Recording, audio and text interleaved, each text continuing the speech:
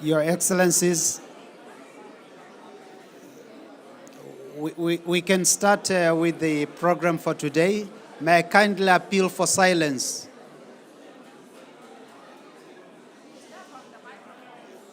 Your Excellencies, please, can we stop some movements?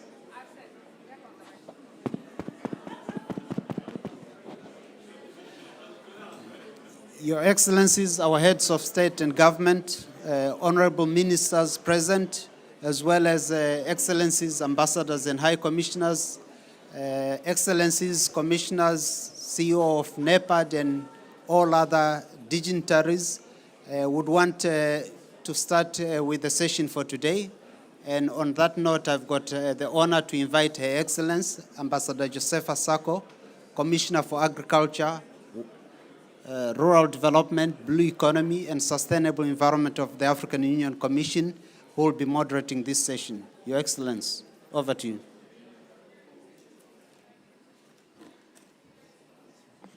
Thank you for giving me the floor. Good afternoon, Excellencies. Bon après-midi. Boa tarde a todos. Let's call the meeting to an order. Excellencies, Head of States and Government, Honorable Ministers, Excellencies, Head of International Organizations, my colleagues, commissioners, ladies and gentlemen, all protocols duly observed. I will also like to welcome Your Excellencies to the African Day and to thank you most sincerely for accepting the invitation and for setting aside time despite your busy COP28 to join us. I know that all your agenda is very busy and crowded, but you had time to come to the Africa Day because this is our day, so we need to really be here, speak in one voice, common position, and then drive our agenda of environment. My name, for those that don't know me, I am Ambassador Josepha Leonel Correa Sako, Commissioner for Agriculture, Rural Development, Blue Economy, and Sustainable Environment. As he takes the floor, as I take the floor, sorry, I forgot. I will be the moderator of the opening segment of this meeting, just the opening segment. With this, let me invite His Excellency Claver Gatete, United Nations Under Secretary General and Executive Secretary of Economic Commission for Africa, UNECA. Over to you, my brother, you have the floor.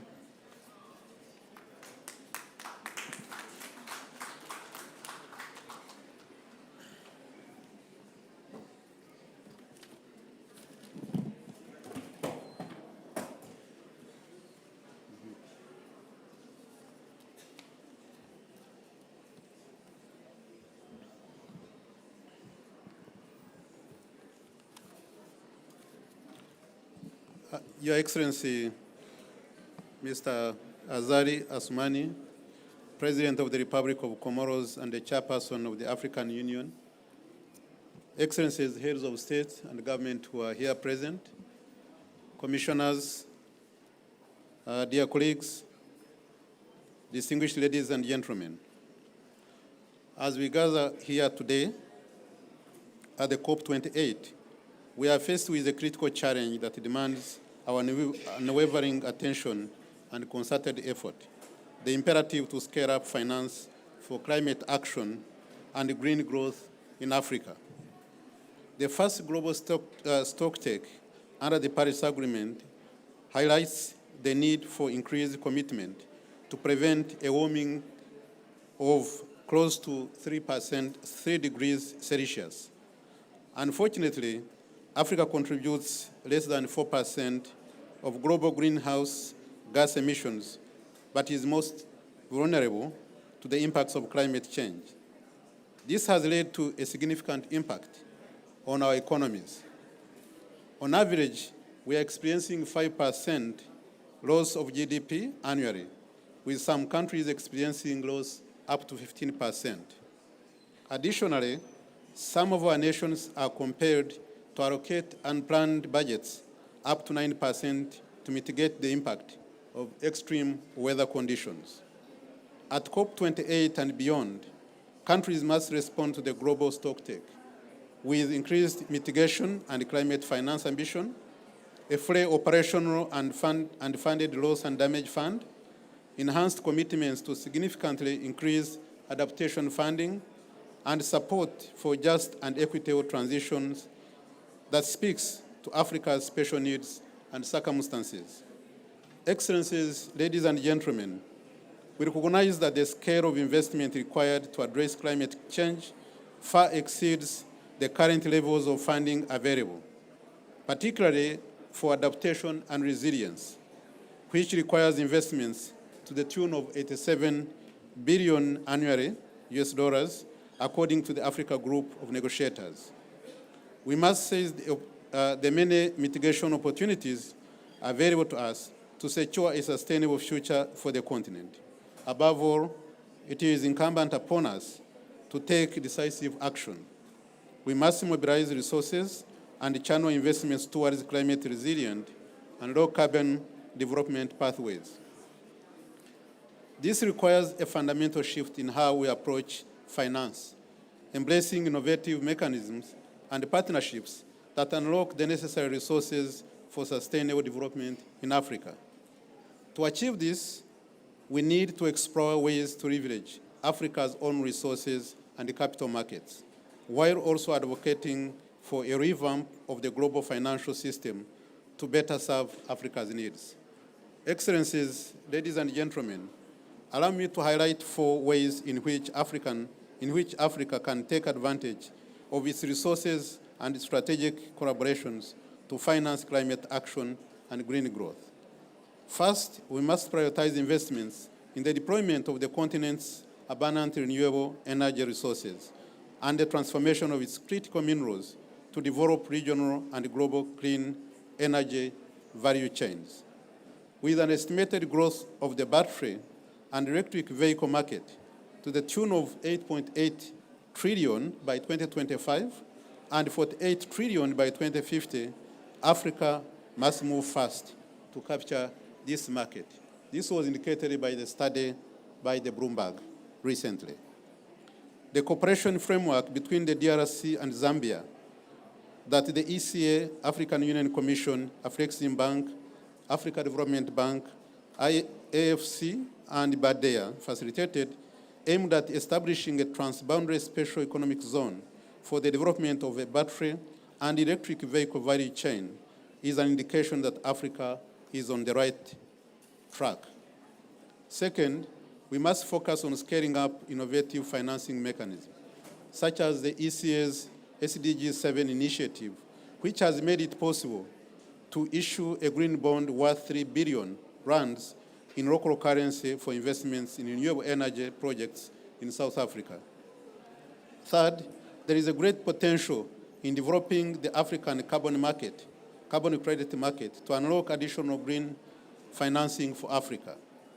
Africa's research shows that at 120 US dollars per ton of carbon, nature-based carbon credits could generate 82 billion on the annual basis, which is about 1.5 times the amount of money that we get in terms of the official development aid. But it's not important that we exercise caution when it comes to relying on voluntary carbon credits from nature-based solutions as a key source of climate finance in Africa. Instead, we must equip our member states with the necessary data-driven evidence to gain a better understanding of the nuances and risks involved with this approach. We must address the asymmetry between demand and supply to ensure that Africa's participation in carbon markets involves a high integrity credits and is increasing. In view of this, ECA is supporting the Climate Commission of the Congo Basin to develop a carbon registry and protocols for transparency. Furthermore, our African Climate Policy Center supports capacity strengthening on Article 6 of the Paris Agreement. Fourth, the need to develop and roll out a pipeline of bankable projects on the continent cannot be overemphasized. The UN Regional Commission's collaboration with the Glasgow Financial Alliance for Net Zero and the UN Climate Change High-Level Champion to scale up the pipeline of bankable climate projects is making progress, but more needs to be done to attract funding for large and transformative projects. In Africa, we are working with the African Union Commission to enhance the bankability of PIDA projects under this initiative. Excellencies, ladies and gentlemen, as I end my remarks, my call to you is the urgency to focus on how we can support, scale up, and connect these Africa-driven initiatives and identify and address barriers for action. The decisions we make here today will reverberate for generations to come. We have the opportunity to work together to demonstrate our collective resolve, vision, and solidarity as a continent at the United Nations Summit of the Future next year. I thank you so much for your kind attention.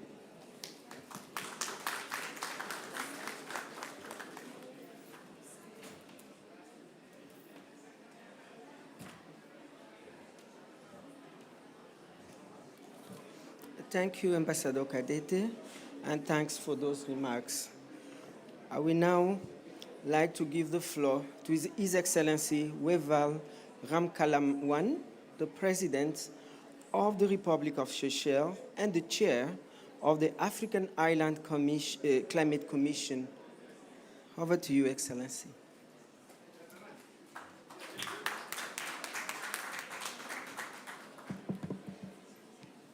Thank you very much, Madam Chair.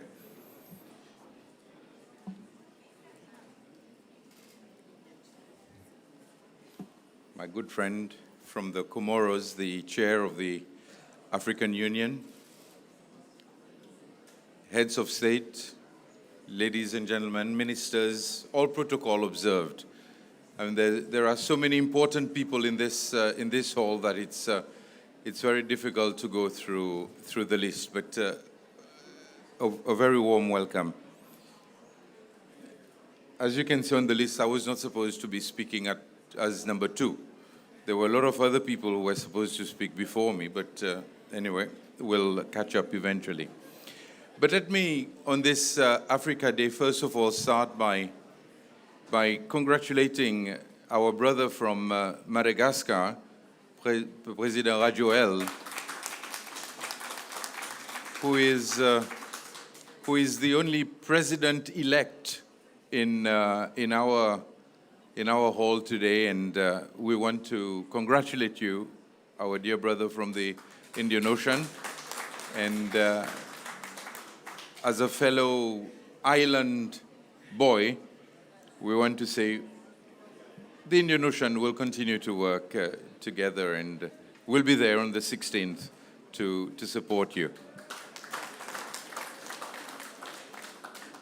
The topic that we are addressing today, the question of finance, is of course one which is very important, especially for us, islands of Africa. Too often when we talk about Africa, we refer directly to the continent. And we forget that Africa is also made up of a number of islands. And I don't want to blow our trumpet too big, but too loudly. But the islands of Africa are doing very well. In fact, when we look, be it at governance, the Mo Ibrahim Index, which we use as our standard, we realize that the islands of Africa lead by example. And therefore, we play a very important role. Thus, we have to see how mainland Africa and the islands of Africa can come together to really work together in order to face the challenges that the continent, that poses challenges to the continent. And as chair of the African Island States Climate Commission, of course, we realize that climate change has a direct effect on our islands, and these effects are really bad on the one hand, but they also cause a lot of economic damage to those very islands. But yet, and again, this is a point that I always try to make. Some of the islands of the African continent, of Africa, are the ones that have been classified as high income. And what does that mean? We do not qualify to access concessionary funding. And yet islands are special. And African islands are indeed very special. Yesterday, I was participating in a high-level discussion, and the person who spoke before me was the Prime Minister of Malta. And the issues that he was addressing are the very same issues that we face in Africa as island states. But I had to say to him, the only difference is you have a union, the European Union, that has the funds that will be ready to support you as an island state. But we have the African Union, and we do not have money. And this makes a big difference. And this is why I believe we have to stand together as one, the continent plus the island states. We've just heard about the operationalization of the Loss and Damage Fund. But I want us also to think seriously as African states. This is a fund that will be replenished on a voluntary basis. There is no commitment on the part of those who are big and those who have helped to destroy Africa. We recognize that Africa is the continent that emits less gases that destroy the planet. And the fund is based on the voluntary contributions of those countries. Of course, we say thank you to the UAE and to Germany for the $100 million that both of them have placed in the fund. But the question is, how sustainable will that fund be? Because there's nothing that is concrete. And at the same time, when the mechanisms, which today are not very clear, as to how we, African states and African islands, how are we going to access those funds? Nothing is clear, and already we are hearing that countries that are labeled high income will not have access to those funds. We are hearing that there will be discrimination. You will need to be, if you're an island, if you're not in the cyclone belt or in a position where other natural calamities hit you, then you may not be considered. So these are some of the issues that I believe not only we as island states have to address, but we also have to address this as a continent. It must feature very highly on the agenda of the African Union. We've been talking about the MVI, and the Commonwealth, to which many African countries belong, has been talking about the universal dimensional agency, or the way of doing things. They talk about the UVI and not the MVI. But again, brothers and sisters, I want us to take those multilateral financial institutions to task. We need to tell them we have to access the concessionary financing, because we as Africa, we are not only cleaning up, Africa as a continent cleans up the mess that we produce, but we are also cleaning up the mess of the world. And therefore, we need to be in a position where we can insist that concessionary funding is accessible to the whole of Africa.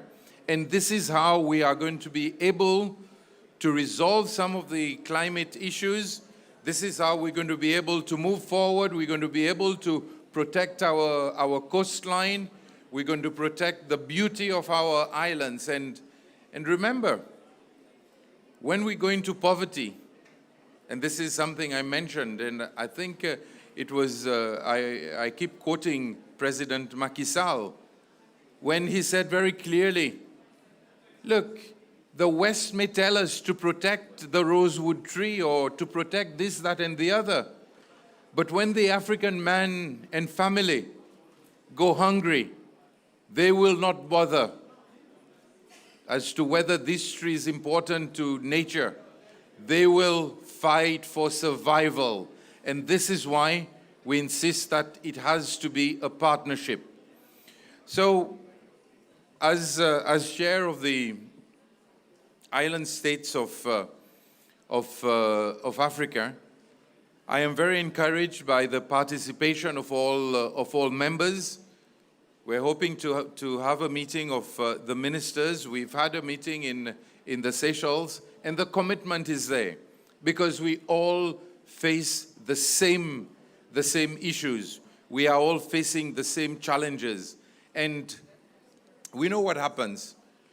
When we are faced with those challenges, money that is supposed to go into education, into health, into the youth, into sports, and into improving the standard of living for our people, go towards environment protection. And I can say that because right now in the Seychelles, we are facing the brunt of climate change. The rise in sea level is not just a theory. The rise in sea level is a reality for us islanders. So even as I speak now, we've realized that for our NDC, we will need around 600 million USD in the next 10 years. And what does that represent? It represents 5% of GDP. It represents 10% of the annual budget of the country. And that's money that could have been put in education and in other areas which would help raise the standard of living of our people and would make us a better African country. So thank you very much, Madam Chair, and I'm sure that as Africa, we will ensure that our commitment grows from strength to strength, and the 1.5 degrees Celsius target, even though many countries are now, even though the world now is going in the opposite direction, but I am sure that we as Africans will take this commitment seriously, and we will continue to help protect our one and only planet. I thank you.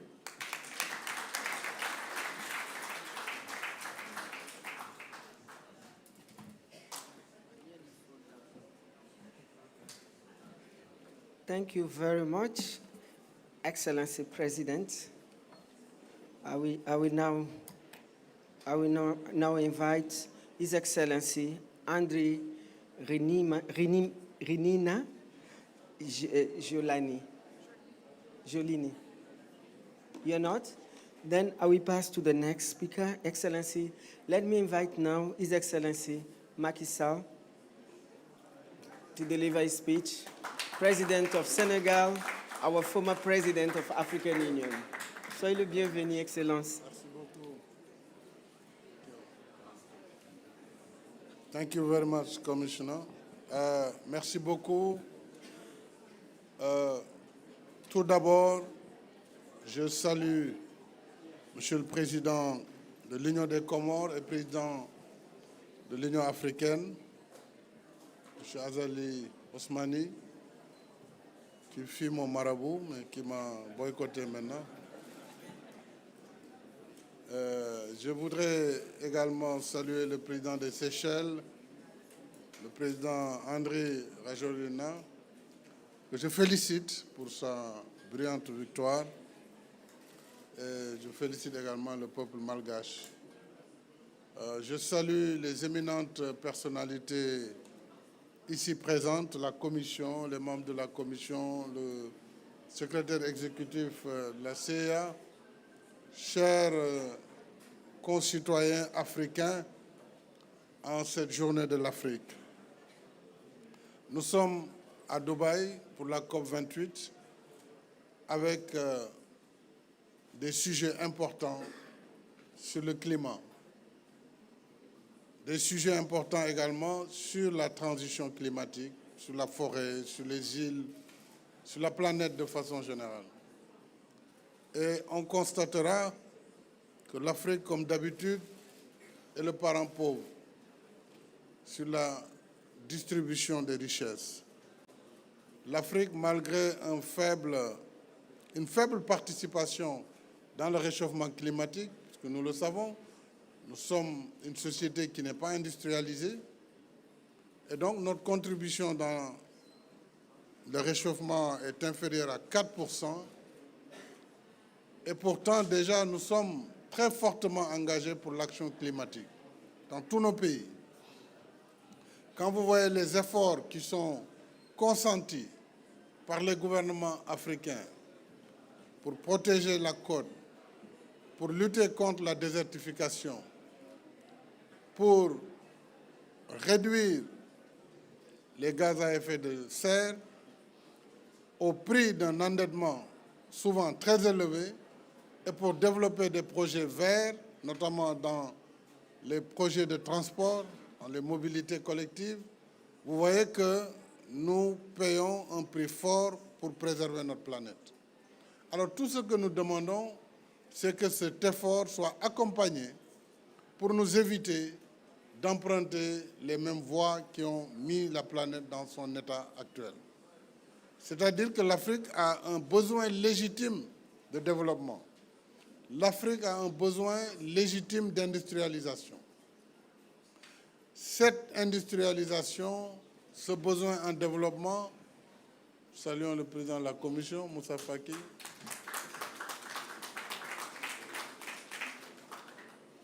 Je disais donc que l'Afrique a un besoin légitime d'industrialisation pour faire partie des chaînes de valeur mondiales. Au lieu d'être un réservoir de matières premières, nous devons bannir cette politique. Depuis très longtemps, depuis des siècles, l'Afrique n'a été qu'un réservoir pourvoyeur de matières premières, minérales, forestières, océanographiques, halieutiques. Il nous faut transformer ces matériaux, il nous faut transformer pour donner de la valeur ajoutée et pour donner des emplois à la jeunesse du continent. Donc c'est là l'enjeu fondamental, le financement de cette industrialisation qui passe nécessairement par la disponibilité d'une énergie bon marché, d'une énergie certes verte, mais ne tombons pas dans le piège simplement du tout vert pour vraiment enjamber les réalités de l'Afrique aujourd'hui. C'est-à-dire que l'Afrique doit bénéficier d'une transition énergétique juste et on doit accompagner cette transition énergétique. Donc, il faut que nos partenaires sur cette question soient assez corrects avec nous pour accompagner la transformation vers l'économie décarbonée. On ne peut pas du jour au lendemain être dans une économie décarbonée. On a besoin de cette transition. On a besoin aussi de financements adéquats pour valoriser tout le potentiel renouvelable du continent. Il est énorme, ce potentiel. que ce soit l'hydroélectricité. Rien que Inga 3 pourrait éclairer la moitié du continent. Mais c'est plus de 40 gigas d'électricité. Ça demande énormément de ressources, plus de 20-30 milliards de dollars d'investissement. Donc il faut mobiliser la communauté internationale et les partenaires, y compris partenaires privés, sur la valorisation de ce potentiel d'énergie renouvelable sur le continent, tout en accompagnant les énergies fossiles de transition, notamment le gaz, et pouvoir être au rendez-vous de 2050-2055. Quoique c'est de la seule façon que nous pourrons réussir notre industrialisation, que nous pourrons donner l'emploi à notre jeunesse qui n'a pas vocation à aller périr dans la Méditerranée ou à se retrouver en Europe ou aux États-Unis. L'avenir de la jeunesse africaine, c'est sur le continent africain. Donc moi, ce plaidoyer, c'est ce que je voulais dire. Et pour terminer, je voudrais dire un mot sur la Grande Muraille Verte, qui est un projet majeur du continent, aujourd'hui adoubé par tout le monde. Je salue également la Fondation de la Grande Muraille Verte, l'Union africaine, et tous les partenaires pour dire qu'il faut orienter nos actions et éviter la dispersion aussi des initiatives afin que ce projet majeur qui va de Dakar à Djibouti, maintenant il y a une seconde muraille, c'est normal, il faut même plusieurs autres murailles vertes sur le continent. Jusque-là c'était est-ouest, mais il faut nord-sud, pourquoi pas, pour entourer notre continent vraiment de cette ceinture verte qui a pour vocation de freiner la désertification. Nous avons deux grands déserts dans le continent, le désert du Sahara et le désert du Kalahari. Donc il faut freiner l'avancée de ces déserts, il faut reboiser, il faut surtout donner une perspective économique pour les populations qui vivent dans ces zones semi-désertiques à désertiques. Donc financer leur activité d'agro-sylvopastorale, financer la sylviculture dans ces zones, financer surtout les femmes et leur donner une autonomisation et financer les jeunes pour leur donner des perspectives d'emploi. Voilà en très peu de mots ce que je voulais dire en cette journée, en félicitant, en saluant le président de la commission, Moussa Faki Mahamad, ainsi que l'ensemble des commissaires et notre très grand président, grand dans l'esprit, dans la fonction, mais petit par la taille. Monsieur le Président, je vous remercie.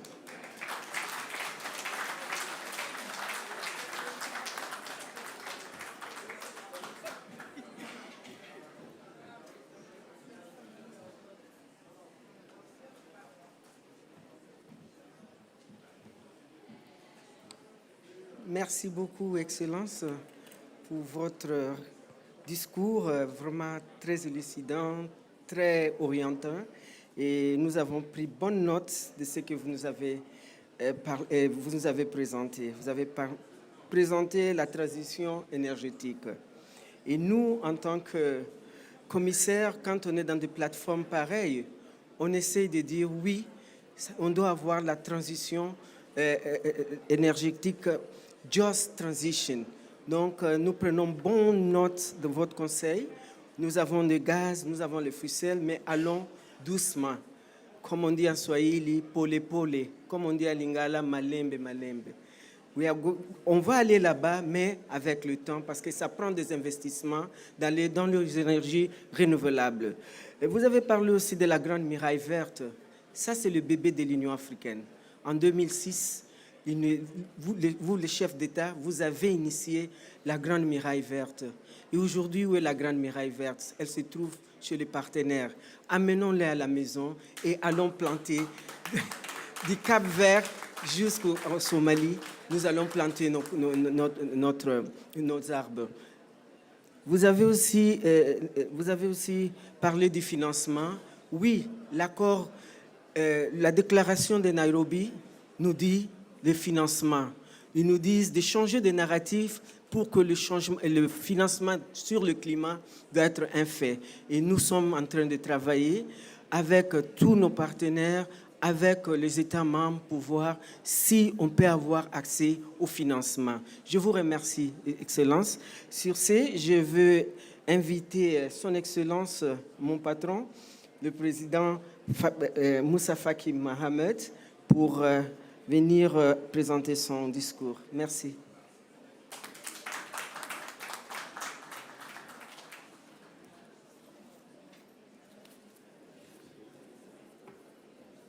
Merci, Madame la commissaire.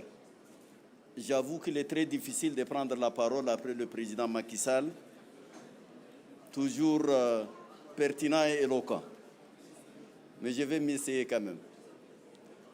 Excellences, Mesdames et Messieurs, permettez-moi, à titre liminaire, d'exprimer ma joie de me trouver ici aujourd'hui parmi vous en cet espace d'Afrique, le pavillon africain de la COP28. C'est le lieu et le moment d'exprimer nos remerciements au gouvernement et au peuple des Émirats arabes unis pour l'accueil chaleureux qui nous a été tous réservé et pour les excellentes conditions de tenue de cette grande conférence. Excellences, Mesdames et Messieurs, la centralité des questions de l'environnement et des conditions climatiques qui enveloppent le monde et l'Afrique, en particulier, passe de tout commentaire. Qu'est-ce qui n'a pas été dit? Tout ou presque a été dit. Nous sommes à la 28e conférence des parties sur le climat. Les problèmes sont toujours les mêmes et je crains fort que les discours soient restés aussi les mêmes. Permettez-moi, tout en restant particulièrement sobre, de mettre en relief 4 remarques. La première est celle du constat que l'Afrique, considérée comme un pollueur mineur de la planète, est inversement proportionnelle au continent, dont les avantages en matière d'investissement dans le climat demeurent les plus modestes. Cette étrangeté atteste d'une injustice, encore une autre, dirais-je, vis-à-vis de l'Afrique. Il est de la plus haute importance que le jour de l'Afrique mette sans embâche cette injustice en relief. Notre message ici doit être sans ambiguïté. La deuxième remarque est relative aux investissements financiers en Afrique et de la part des conditions climatiques là-dedans. Sans vouloir avancer des chiffres, force est de remarquer que cette part demeure une part congrue. Notre plaidoyer ici, pour l'avoir augmenté, ne devrait pas faiblir. C'est le deuxième message que cette journée devrait envoyer avec toute la force de nos voix conjuguées. La troisième remarque est relative à notre conception du lien entre la transition et l'adaptation. Il est clair aujourd'hui que le vue de l'Afrique sur cette thématique ne coïncide pas forcément avec celle de certains de nos partenaires. Il est fondamental que des négociations sérieuses s'ouvrent sur ces questions pour dégager un consensus pratique là-dessus. C'est le troisième message qu'il est souhaitable que cette journée d'Afrique envoie au reste de la planète. Enfin, je voudrais, et c'est ma quatrième remarque, mettre en relief notre forte référence à la déclaration de Nairobi. Il ne sert à rien d'adopter des déclarations solennelles et de s'en détacher par la suite. En matière environnementale, la déclaration de Nairobi doit être et doit demeurer notre credo. Elle est notre référence en la matière et à ce titre, la journée de l'Afrique doit être la journée de notre attachement unanime à notre déclaration. L'Afrique n'aura aucune force, nulle part, si elle oublie un seul instant que sa chance est toujours, en toutes circonstances, dans son expression d'une seule voix. Je vous remercie.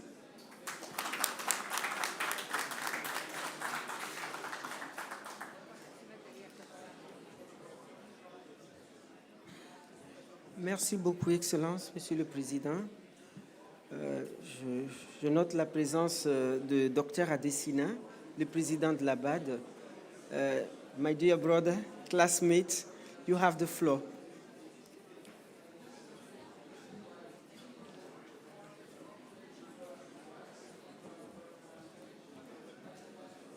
Thank you very much, my dear classmate.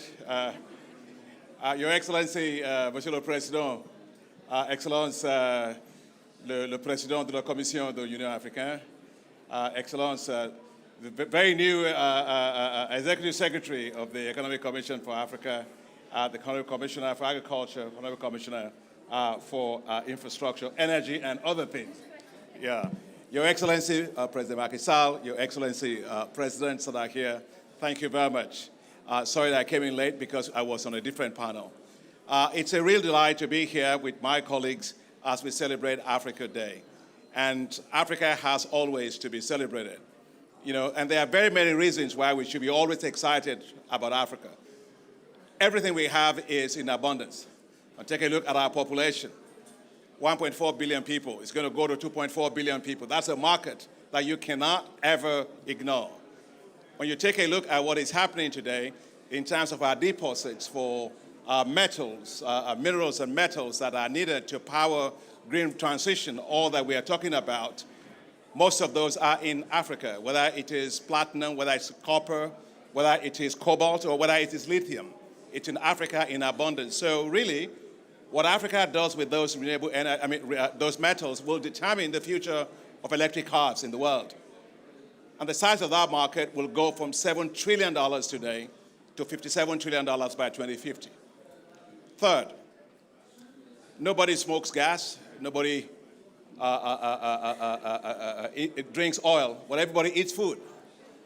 And therefore, Africa has 65% of all the uncultivated arable land left to feed 9.5 billion people in the world by 2050. Again, what Africa does with agriculture will determine the future of food in the world. And I want to use this particular time to really thank President, Chair of the African Union, President of Comoros, President Macky Sall, and of course, my dear brother, the Chairperson, Moussa Faki, and the Commissioner for Agriculture for what we were able to show in terms of what Africa can do in feeding itself when we had the Dakar II summit. And in that Dakar II summit, you, the heads of state and government, came there, and our determination was very clear, that Africa will not and will never again be begging for food. There's no way. We must be a powerhouse in food and agriculture. And I'm delighted to say that, thanks to your head of states and governments, we have food and agriculture delivery compacts for which we were able to mobilize, to date, $72 billion to implement that. I think if you don't have confidence in Africa, let that number hit you. That is actually very, very important. President Macky Sall always talks about the issue of risk and the fact that our risks are very high, passive risk, but the real risks are not as bad as that. Those who know Africa is not as risky. But don't believe me because I'm very optimistic about Africa. Just believe what the data says. Believe the facts. We actually had an assessment that was done, to look at the infrastructure. Infrastructure is a major issue. Now, if we want to close the $68 to $108 billion annual financing gap for infrastructure, we've got to be bankable. The risk of investment must be low, and the risk of default must be low. Well, everybody thinks that the risk of default is high in Africa. Absolutely not. There was a study that was done by Moody's Analytics, and that result actually looked at 14 years of cumulative losses in terms of infrastructure investment. What did they find? Africa has the least in terms of non-performing loans on infrastructure. Africa is bankable, and that's why we should be proud of who we are, be proud of our continent. And the last thing I want to say before I go and sit down is that the best thing that will happen to us in this continent is our young people. Take a look at it. 477 million of them between the ages of 15 and 25. And these people are going to be the ones with creativity, with the ideas that are going to drive fintech, that are driving creative industries, that are driving food and agriculture. These are the ones that are going to be the wealth creators of our continent. But sometimes when we look at them and they go on Mediterranean Sea and they die, our hearts bleed. But I just want to say that as we celebrate Africa Day, let's make it Africa Day for the young people of this continent. Because the truth be told, they are not the tomorrows of Africa. They are the todays of Africa. And generally when I go around and I ask, we have a lot of youth empowerment programs. I want to just urge, let's take a look at these young people as assets, not risks. And let's begin to invest in them, invest in them, invest in them. That's why I would like to just to say on this Africa Day that the African Development Bank believes in Africa's youth. And therefore, that's why we are establishing what's called Youth Entrepreneurship Investment Banks. New financial institutions that will create new ecosystems that will not see the young people of Africa as risk, but will see them as assets. That will allow them to have access to finance with dignity for their businesses to grow it.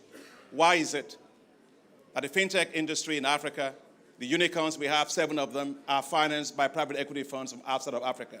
Only 1% of that private equity financing comes from Africa. No. We should put our capital at risk behind our young people, because if we don't, then we ourselves are at risk.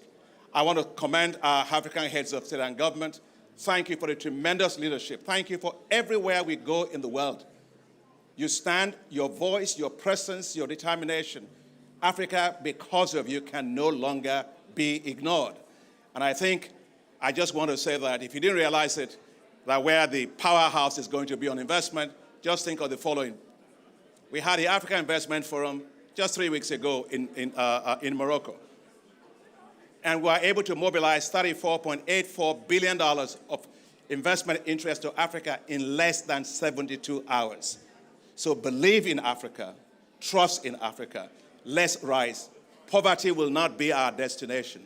We must be a nation of wealth, and let's do everything to develop with pride. With our leaders, with the African Union Commission, I know, and you, the young people, and the women of Africa in particular. Yes, I think when women in Africa wins, Africa will win. Thank you very much. It's good to be here.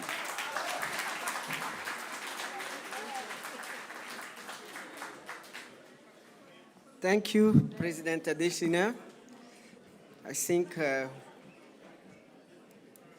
you really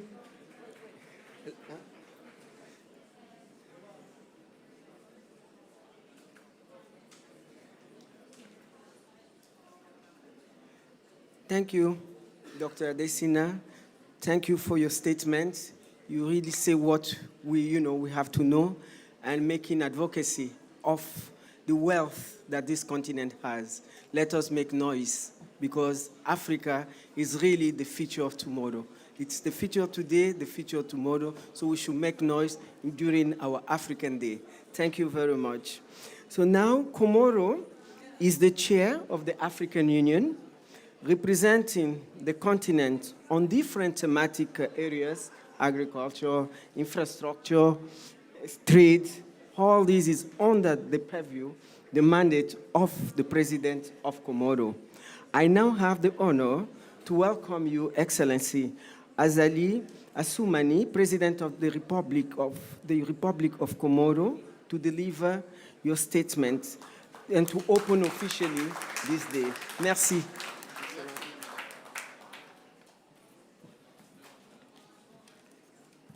Merci beaucoup, Madame. Excellences, mes chers frères et sœurs, chefs de gouvernement et chefs d'État, mon cher frère Moussa Faki, président de la Commission de l'Union africaine, Mesdames et Messieurs, honorables assistants, Assalamu alaikum wa rahmatullahi wa barakatuh. Permettez-moi de saisir cette occasion pour féliciter notre frère Rajolina d'avoir été élu à Madagascar dernièrement. Mais nos félicitations vont aussi au pays Madagascar, le pays voisin, pour la réussite de ce scrutin dans un cadre serein et de sécurité. Monsieur Rajolina, vous nous avez donné une très belle leçon, parce que les changements anticonstitutionnels qu'on est en train de vivre en Afrique, on doit les bannir. Donc votre réussite, une très belle leçon que vous nous donnez, moi-même et Macky Sall, puisque l'année prochaine on a des élections, en espérant que ça va se passer dans de bonnes conditions pour rehausser l'Afrique et redresser l'Afrique que nous voulons et que nous estimons. Je voudrais à l'entame de mon propos adresser à nouveau, au nom de la délégation comorienne, mes chaleureux et sincères remerciements aux hautes autorités des Émirats arabes unis pour leur accueil fraternel et chaleureux et pour les bonnes dispositions prises afin de rendre notre séjour dans ce beau pays aussi agréable que fructueux. Je tiens également à saluer les hautes personnalités des pays frères et amis et des institutions qui ont bon voulu rehausser de leur présence cet événement de haut niveau consacré à l'Afrique. Qu'il me soit permis dans ce contexte d'exprimer toute ma reconnaissance à l'endroit des pays et des partenaires qui ont accompagné de manière soutenue l'organisation de ce rendez-vous en marge de la COP28. Mesdames et Messieurs, honorables assistances, lorsqu'en 2009, l'Union africaine a décidé de mettre en place le comité des chefs d'État et de gouvernement africains sur le changement climatique, notre organisation a pris toute la mesure des effets du changement climatique et la nécessité de parler d'une seule voix dans les différentes négociations internationales sur le climat. Ainsi, la Journée de l'Afrique, en marge de la conférence des parties sur le changement climatique, est une occasion de réitérer l'importance d'une croissance verte, durable et d'un partenariat innovant pour assurer le financement du climat dans notre continent. Cette plateforme d'échange qui nous offre l'opportunité de consolider nos positions pour une meilleure mobilisation des capitaux internationaux à travers les investissements permettra d'imprimer l'agenda africain dans les conclusions de cette conférence internationale. Je saisis cette opportunité pour féliciter une fois de plus notre frère Ruto, président de la République du Kenya, pour son leadership, pour avoir pris la louable initiative d'accueillir à Nairobi le sommet africain sur le climat en septembre de cette année. La déclaration de Nairobi, qui en est issue, est la preuve que nos pays et notre organisation panafricaine ont relevé dans un esprit de solidarité agissante tous les aspects du développement durable de notre continent et du changement climatique. Cette déclaration, qui reflète la seule voix de l'Afrique sur la scène internationale, a pris en compte les synergies d'une économie verte et bleue afin de ne laisser aucune catégorie de pays en marge de cette dynamique continentale. Cette approche inclusive et participative permet sans nul doute de tirer profit et de protéger les vastes terres arables de notre continent face aux effets du changement climatique. Elle ouvre aussi la voie à l'exploitation, à la préservation de nos espaces lacustres et maritimes en considérant le grand potentiel des 38 États côtiers ou insulaires de l'Union africaine.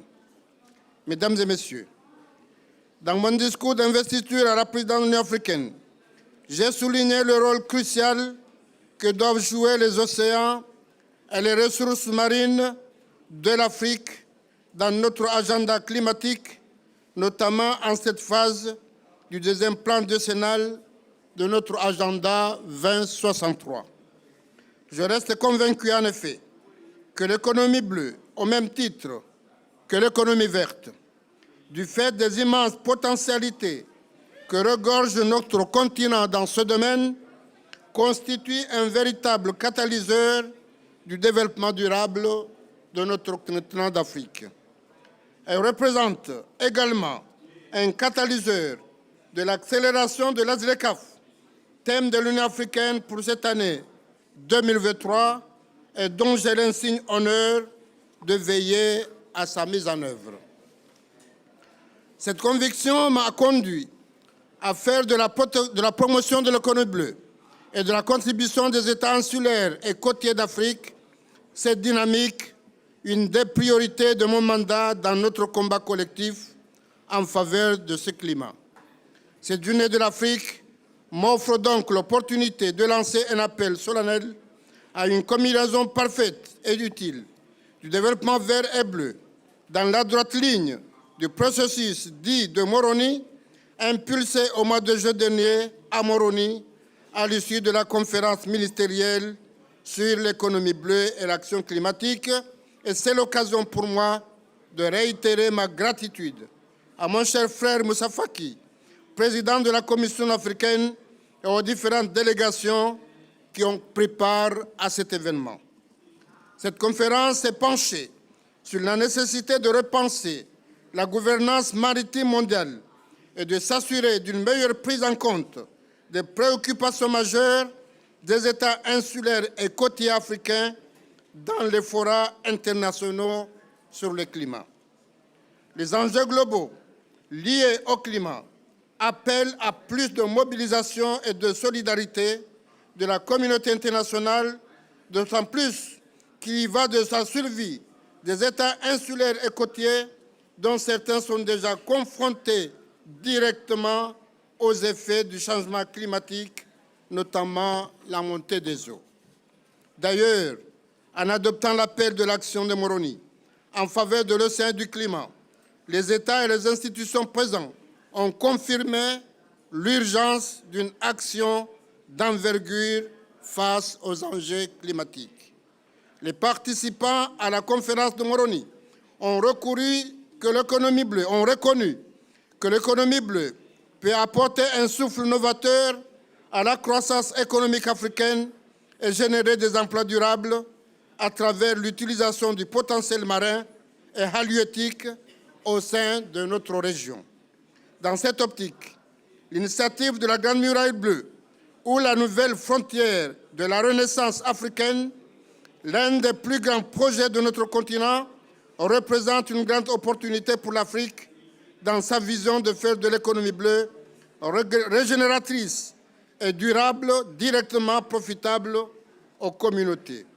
C'est une initiative qui demande tout notre soutien au regard de sa capacité d'agir positivement sur les économies, trouvera en l'ASLECAF la plateforme idéale pour le développement des chaînes de valeur durables et intégrées. Ceci m'amène, en ma qualité de président en exercice de l'Union africaine et de surcroît président d'un État insulaire, à émettre le vœu que cette rencontre soit l'occasion de convenir à l'institutionnalisation d'un panel de haut niveau dont le principal objectif est de faire le plaidoyer en faveur d'une conciliation systématique de l'économie verte et de l'économie bleue dans l'agenda international de développement. Ainsi, je reste confiant qu'à travers cette combinaison du blé et du vert, nous porterons ensemble encore plus haut les recommandations des deux déclarations de Nairobi et de Moroni dans les instances internationales de prise de décision. Et c'est sur cette note d'espérance que je déclare ouverte cette journée africaine. Je vous remercie.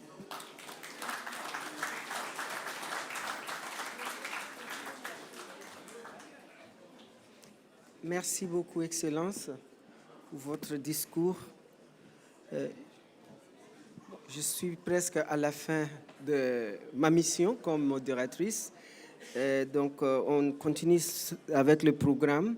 Donc, je vais inviter Son Excellence Ramatoulaye Diallo pour venir modérer, mais je crois que Son Excellence le Président Macky Sall a déjà présenté la Grande Muraille Verte.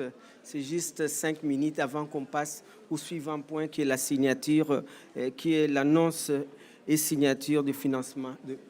Merci. Merci beaucoup, Madame la Commissaire. Que dire après les éloquents présidents, Monsieur le Président Macky Sall, Monsieur le Président de la commission Faki, merci infiniment pour la concrétisation de ce vœu qui nous était tellement cher. Monsieur le Président des Comores, président de l'Union africaine, rien qu'une phrase. Happy Africa Day. You have a lot on your shoulders. And I do not believe that I have any more word to say after President Adesina, after President Faki, after President Macky Sall, and after my sister, the Commissioner, Her Excellency Josepha Sako. So that being said, for the Great Green Wall of Africa, President Macky Sall, you have said it all. So as Baba has also wished with President Tinubu, we will just proceed with the high level until earliest convenience in January. Thank you very much, and have a wonderful Africa Day.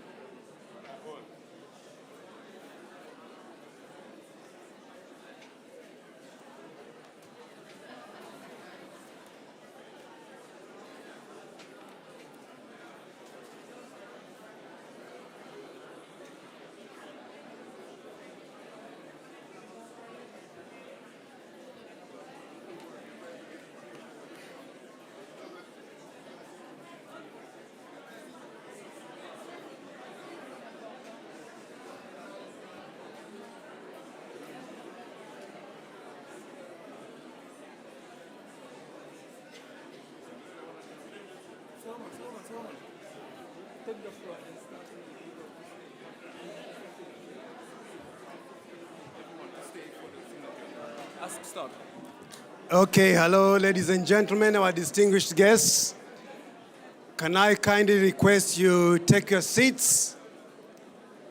We are about to begin the next session, ladies and gentlemen. If we can take our seats. Let's take our seats, ladies and gentlemen, please.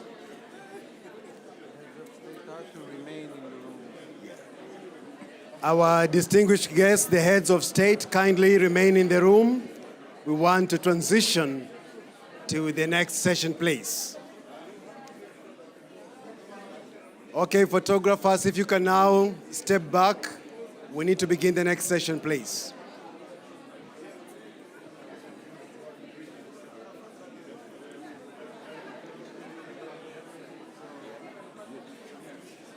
Mesdames et messieurs, merci de prendre vos places. Nous allons passer au deuxième acte de l'événement. Nous demandons à leurs excellences les chefs d'État de prendre place et nous demandons aux photographes de dégager la scène, s'il vous plaît. Merci. Ladies and gentlemen, we would like to transition to the next segment. We would like to ask the photographers to leave the front so the heads of state can take their seats. Thank you.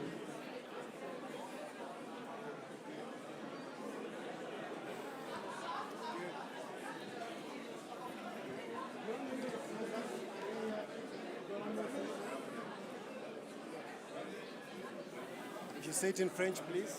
Say it in French. Mesdames et messieurs, merci de prendre vos places. Les chefs d'État sont priés de rester dans la salle pour la deuxième partie du programme. Merci.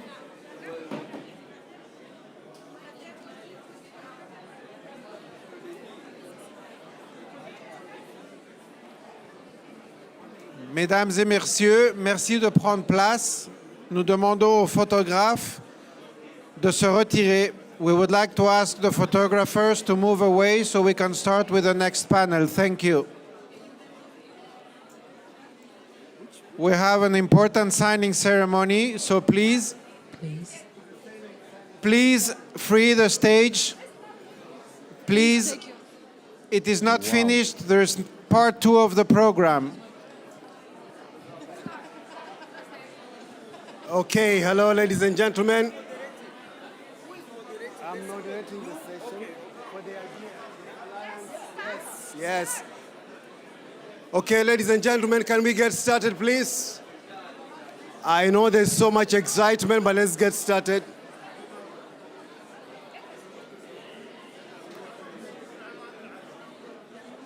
Okay, ladies and gentlemen, thank you. Let's settle down.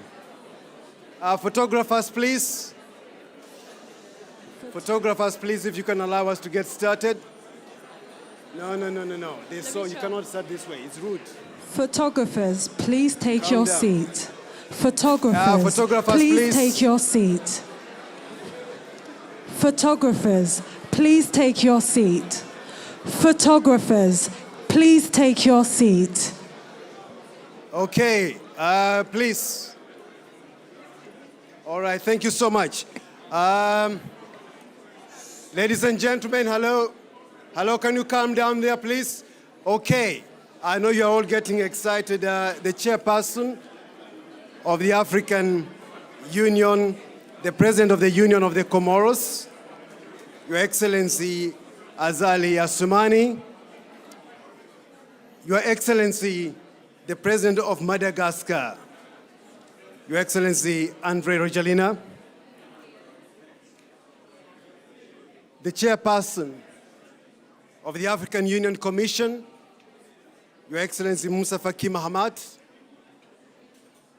the president of the African Development Bank Group, Dr. Akiumi Adesina, and I know we've got the president of the Islamic Development Bank. He'll be joining us very soon, and other distinguished guests. Ladies and gentlemen, I know you've had a very exciting afternoon. We are drawing close to the end of the day, but welcome to this great afternoon here at COP28 in Dubai. And looking across the room, I know there's so much expectation because there's something warm in the air. Yes, Africa is proud to be endowed with abundant natural resources, resources that are needed to power Africa's and the world's green future, to accelerate the continent's just and equitable transition to net zero while building our resilience to climate change. And all that's needed is investment that will bridge Africa's infrastructure gap in low carbon and sustainable manner. So this is where the Alliance for Green Infrastructure in Africa, AGIA, comes in to prepare and develop a pipeline of bankable green projects and mobilize billions of private sector financing for green infrastructure in Africa. So today here, we are here to witness the power of partnership, bringing together the African Union, the African Development Bank, Africa 50, the Arab Bank of Economic Development in Africa, BADEA, Banque Ouest Africaine du Développement, Agence Française du Développement, senior government representatives from Germany, France, and Japan. And because you've all been busy, I'll go straight to the first act of the day, and we're going to hear some remarks delivered in a business-style manner. And the first speaker is the chairman of the African Union Commission, Moussa Faki Mahamat.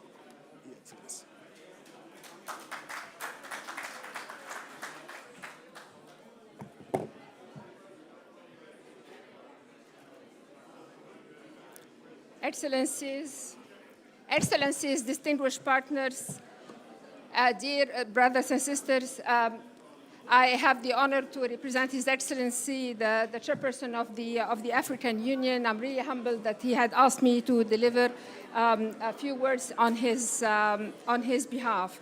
So here is how it goes. I am very pleased to be here today to witness the takeoff of the Alliance for Green Infrastructure in Africa, AGIA. I would like to use this opportunity to thank our African Union Infrastructure Department, thank you, sir, the African Development Bank, and the Africa 50 Fund for working tirelessly to reach this important milestone. I wish also to acknowledge the continued efforts of our development partners, the governments of Japan, Germany, Italy, France, and so many others, as well as the international private sector foundations making the takeoff of this alliance a reality. The African Union Agenda 2063 calls for development and provision of sustainable and efficient infrastructure services, which will provide a crucial platform for Africa to promote inclusive growth and economic transformation, facilitate trade, create jobs, and accelerate industrialization and market developments at the national, regional, continental, and global levels. Excellencies, distinguished delegates, for Africa, mainstreaming climate change into infrastructure development is not a matter of choice, but of urgency.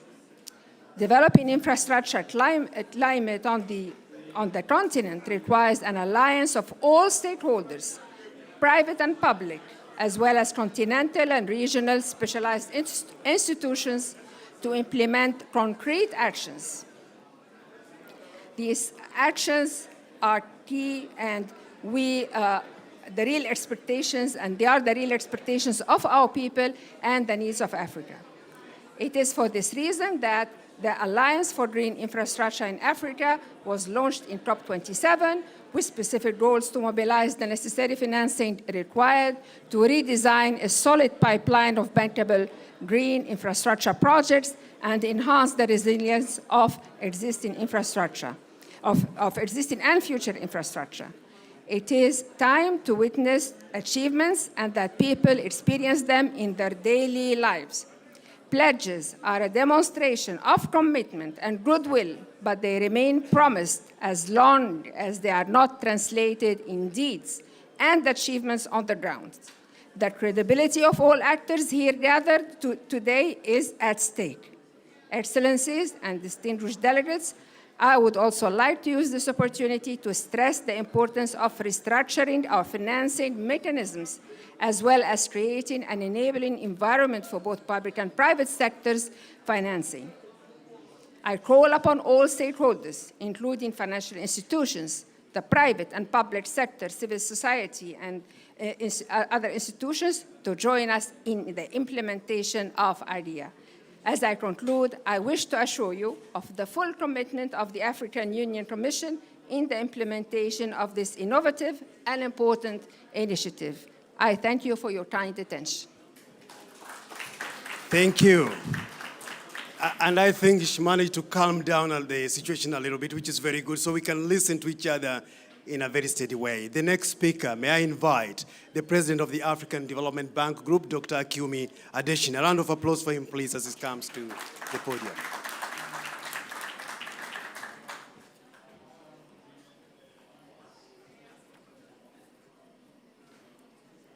Your Excellencies, heads of state and governments, the chairperson of the African Union Commission, honorable commissioners of the African Union, distinguished ladies and gentlemen, I'm delighted to welcome you all to this event for the signing of commitments by partners to the Alliance for Green Infrastructure in Africa. As Africa, like the rest of the world, plans to transition to net zero emissions, it needs to ensure that it closes the infrastructure financing gap, which is estimated at $68 to $108 billion annually. Importantly, Africa needs to take advantage of its enormous potentials in renewable energy, especially solar, wind, geothermal, and to unleash an energy revolution and transformation of the continent. Africa also needs to take advantage of its dominance in terms of vast deposits of green metals that will drive the battery energy storage systems and electric vehicles, which market size will go from $7 trillion today to $57 trillion by 2050. As African countries face down subsidies for fossil fuels, especially for transport, the need for transitioning transport systems towards the demand for compressed natural gas has increased. New market opportunities are emerging, as market revenue for green hydrogen is estimated to grow from roughly $5 billion in 2022 to $134 billion in 2032. To tap into these developments and speed up its own transition to net zero emissions, Africa must accelerate investments in green infrastructure. Yet a major challenge is the lack of bankable projects. And that is why the African Development Bank, Africa 50, the African Union, and other partners launched the Alliance for Green Infrastructure in Africa, AGIA. Can you hear me? At COP28 in Sharm el-Sheikh, Egypt. AGIA will raise $100 million for project preparation, $400 million for project development, and mobilize $10 billion into green infrastructure investments by the private sector. Since the launch of AGIA 1 year ago, we have moved quickly to expand partnerships around the initiative. I'm delighted, therefore, that right here in this room today, our initial group of strategic partners who will be signing memorandums of intent to invest in AGIA for a total of $175 million. This includes the governments of Germany. Thank you, Madam Minister, for being here. The government of France, merci beaucoup. The government of Japan, arigato gozaimasu. And other financial institutions, including the African Development Bank, our own bank, the West African Development Bank, Mr. President, nice to see you, the Arab Bank for Economic Development, Badia. Thank you to see you, Mr. President, Propaco, and the Three Kinds Group. Thank you very much. And of course, discussions are going on for additional pledges that we expect to reach $100 million by early next year. I would like to also recognize the Soro Economic Development Fund because they've shown tremendous interest in this. I would like to call on other several partners here today and investors to please join us in this green journey for Africa. Today, indeed, is a journey, milestone on our green journey in Africa with very concrete commitments. AGIA expects to reach a first financial close by early next year. AGIA is a game changer for Africa. I would like to commend my special envoy for AGIA, former Minister Amadou Hott, for a great job in getting us here today. Together with my two vice presidents, Kevin Kariki, Solomon Kwenyo, Africa's 50 CEO, Alane Bobise, and of course, the Honorary Commissioner for Energy and Infrastructure of the African Union. Thank you for all your work and that of your teams. You have all worked so hard, so thank you. Together, let's secure the future for green investments in Africa. Thank you very much and welcome. Thank you for that, President Dr. Deshina. And now we are going to get very brief remarks from the following speakers, starting with Germany. Germany's Sven Schulz, the Minister of Economic Development and Cooperation. Please welcome.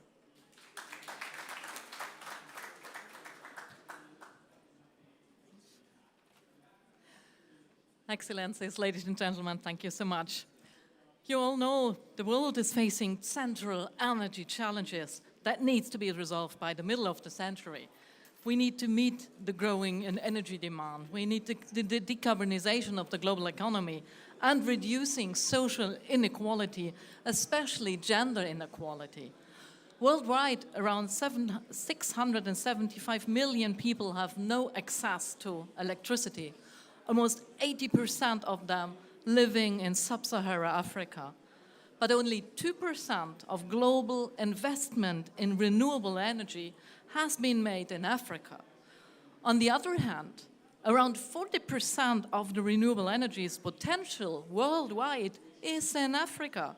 So therefore, I assume a great opportunity for long-term expansion of cooperation in this area. And Germany is a leading partner for the implementation of a socially just energy transition. At the African Climate Summit, the African states have expressed a truly bold vision on the energy transition. And as, without a doubt, the expansion of renewable energies required a joint international effort, we already have launched the Africa EU Green Energy Initiative last year as an anchor of the European-African Energy Partnership. And Germany is aimed to provide 4 billion as part of this initiative. In doing so, we want to strengthen Africa's initiative and expand our partnership with Africa for a just energy transition and access to sustainable energy. We want to create a framework for mobilizing private capital. We want to create synergies with the accelerated program for renewables in Africa and contribute to Africa's aim to accelerate the expansion of renewables. Additionally, I'm pleased to jointly support the Alliance for Green Infrastructure in Africa. I congratulate AFDB on this important Africa-led alliance and want to specifically highlight Algeria's commitment to the 1.5-degree target and its dedication to net zero emissions. Supporting the alliance important work, we are planning to contribute up to 26 million euros to Algeria starting in 2025. Here we will support the funding of Algeria's venture capital fund engaging in the sectors of green infrastructure. And all this shows Germany recognized the extraordinary importance of a just and equitable green transition in Africa, and it is a reliable partner. We stand for cooperation of equals and for joint sustainable development and intensive collaboration that I look forward in the future. Thank you very much. Thank you so much, Madam Minister. Our next speaker is from France, Jean-Christophe Donnelier. Thank you. Let's give a round of applause to Jean.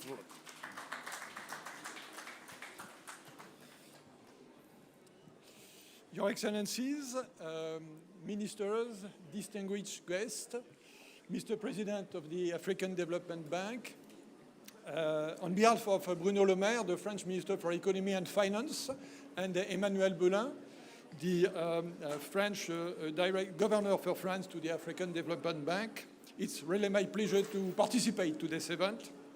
Let me first thank our host and partner, the African Development Bank, and its president. Today is a very important day, actually, for all of us, and I'm glad to be here with other contributors to demonstrate our strong support to the Alliance for Green Infrastructure in Africa and its ambitions. It is crucial to demonstrate that the initiative is moving forward and that our project, our common ambition, is becoming operational only 1 year after his announcement at COP27. As you know, France has been supportive of AGR since its assumption, and we are glad that the summit for a new global financing pact held in Paris in June has helped to further raise momentum for the initiative. Financing of sustainable infrastructure and private sector mobilization were two major elements of the summit. AGR is actually a concrete response to these two objectives in proposing a transformational approach for IFIs to climate finance projects in Africa. Indeed, we are convinced that by addressing the gap in green infrastructure project preparation and development financing, AGR will play an instrumental role in Africa's transition to net zero.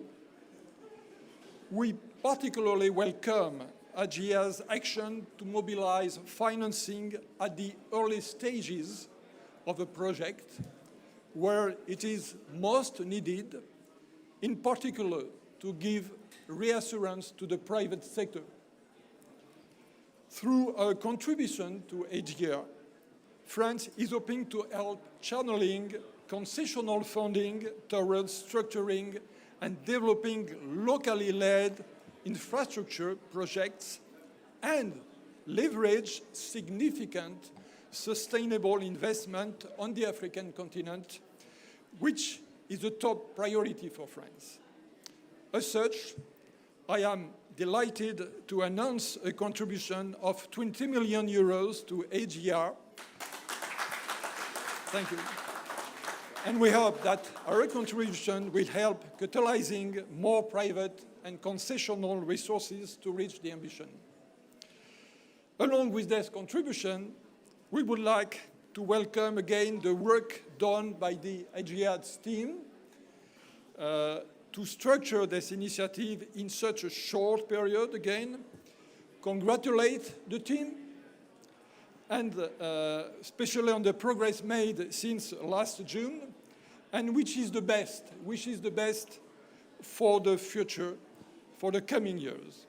Let me, to conclude, in ensuring all of you that you can count on France mobilization and support to the bank's activities and innovations for greater impact all over the African continent to meet the various challenges in the years ahead.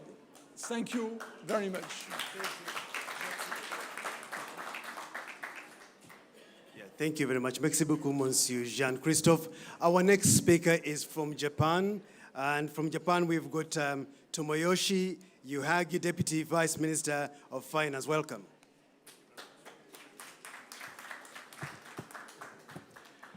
Thank you very much.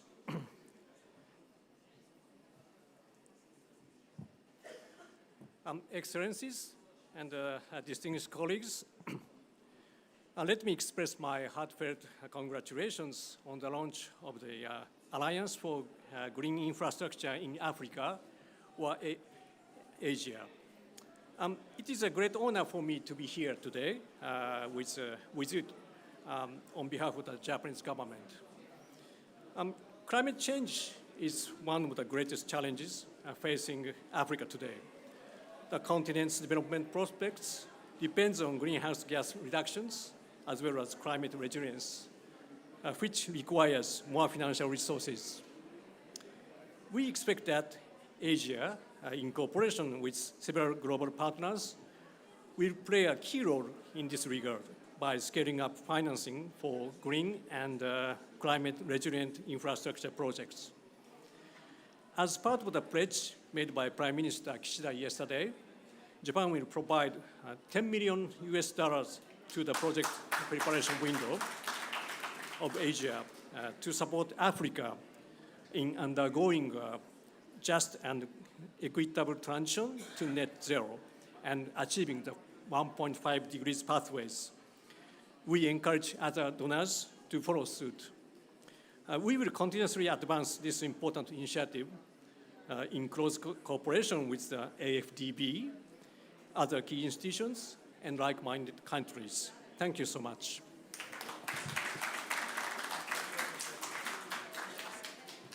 Arigato gozaimasu. Thank you so much. We've got the next stage, which is going to be very, very brief. I want to call on the heads of institutions, and please, not more than 1 minute of your remarks. And straight on, let me invite Sid Otab, President of Badea, please. 1 minute, please. Thank you, sir. Excellencies, ladies and gentlemen, allow me at the outset to congratulate President Adesina for this excellent initiative to set up AGIA, and to thank all the partners who have already announced their contribution to AGIA and those who will do very soon. The Arab Bank for Economic Development in Africa, Badea, has pledged $40 million to support AGIA. Thank you. Well done. You are hearing those figures. A big round of applause. All right, let's see who the next speaker, whether they're going to match that. Who is the lucky next speaker? The next speaker. Okay, the next speaker is Saj Eku. Saj Eku, President of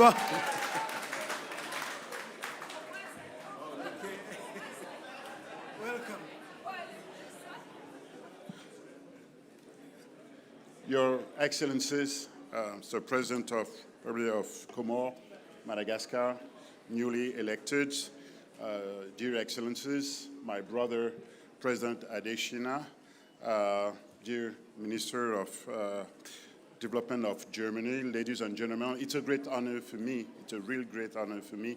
As you know, we've been supporting AGR from inception. The reason being the way this platform, this initiatives has been set is exactly the way we foster and the same vision we have for development. Africa is a land of development, but Africa needs to do things differently, smartly, with large volumes of capital. We need funds, we need capital. We have the expertise, and we trust this alliance geared and managed by the Honorable Minister Amadou Hott. We trust that this initiative will be a success. So I will disappoint you. I'm sorry for that. I will disappoint you. My board of shareholders has not validated yet the amount. But President Adesina knows how ambitious Bewade is and how ambitious I am personally. So I'm sure he knows that we will do our very best not to disappoint him. All right? So thank you very much. And trust us, trust Bewade, we will be there. Thank you. We are moving very fast because we know our heads of state are going to be leaving very soon. So next on the agenda, we are told that Remy Rooks from Agence France de Développement, not here. So next is Mimi Alemayeu, Senior Advisor at the Keynes Group. Yes, welcome. Good evening, everybody, and Your Excellencies. Three Cairns Group is really excited to be here and to support AGIA and what it can achieve for the continent to catalyze economic development and green infrastructure in Africa. I think President Adesina already said quite a lot, that more risk-tolerant early-stage equity is what is required to increase the number of clean energy projects across the continent.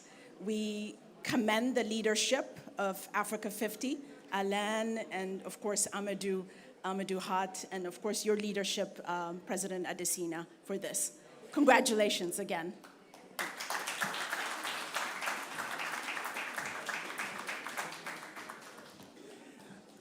Thank you so much for that, Mimi. That is Mimi from the Three Cairns Group. And let me now invite the CEO of Africa 50, Hélène Ebobisse, and then we've got the EU Vice President, please. Okay, very well. Let me take over. Yes, come on, yes, exactly. Okay. It's a pleasure to invite His Excellency, the new Senior Vice President of the European Union. Very happy to have him. No, thank you very much. This is when you see how good it is when commissioners are working together, be it from African Commission or European Commission. I know that we are under lots of pressure and you like the big numbers here, but I have to start with a personal confession. I spent my best years as a diplomat in Africa, and I brought from there the most precious gift. My daughter Martina was born there. So forever, Africa is in my heart. And therefore, I'm, of course, extremely pleased that we can cooperate with you so closely on making our planet healthier, greener, and therefore we are very proud partners of you, be it in trade, in investment, but also in the green transition. And now the big number, because I know that we are under lots of pressure, and the Excellencies presidents, I'm sure, would have a further program. But I'm very proud to announce that we are going to support the Africa-EU green energy by a big sum, 20 billion with B euros until 2027.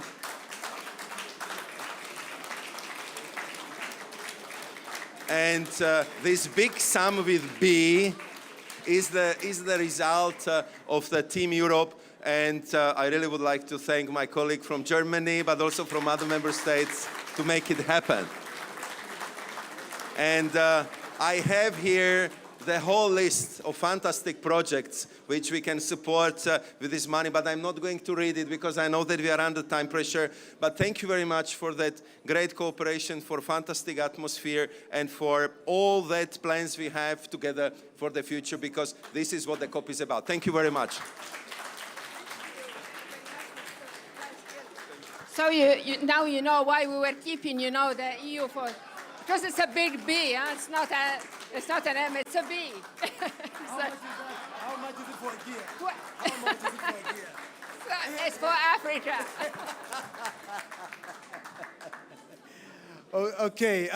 Okay. Please don't leave. We want to take a family photo and do the signing. Yes. I beg your pardon? FDB. Yeah, but we need to hear from Elena Bobise first. Yes, let's welcome the CEO of Africa 50, Elena Bobise. Look, my chairman has spoken, Dr. Adesina, so I don't have anything else to say. Other than that, Africa 50 thanks all the financiers, all the investors. We will be the fund manager for the Project Development Fund. Thank you for your trust. We mean that we are going to work very hard to deliver, to build the pipeline of bankable project. Thank you very much, and thank you. That's it.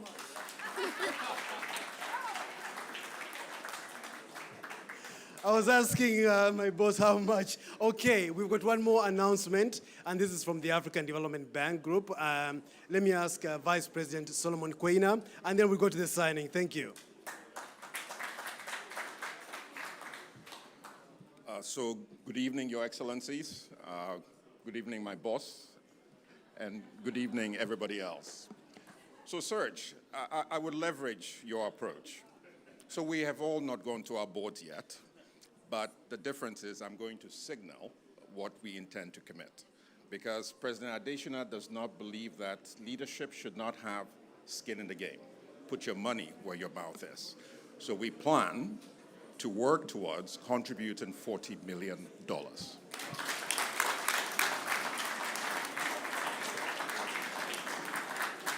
Okay, thank you so much. Now we are approaching the signing of the ceremony because our heads of state want to leave. And therefore, let me, I know everybody's pressured up. So in terms of coming to sign, let me just get my order very well. Okay, so just to say that we've got three partners who've already signed, and that is, we've got Propaco, France, and 3 Keynes Foundation. They've already signed. That's how urgent, that's how quick they were. And therefore, let's give them a round of applause. So may I now call upon the President of the African Development Bank Group, Dr. Akumi Adesina, for the signing.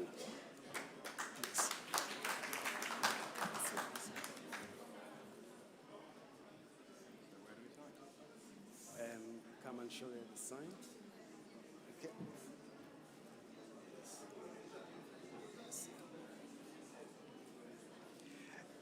And the next one to come and sign. Yes, a round of applause. Yes. Yes, exactly. You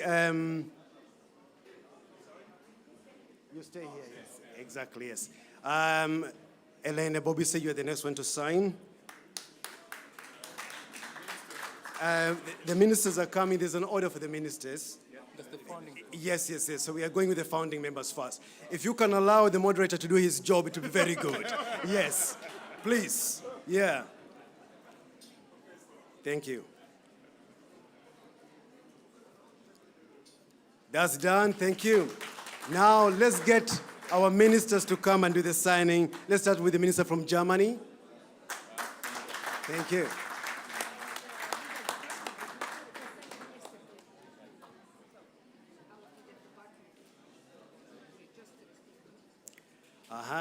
Thank you. And let's get a representative from Japan, please, Tomoyoshi.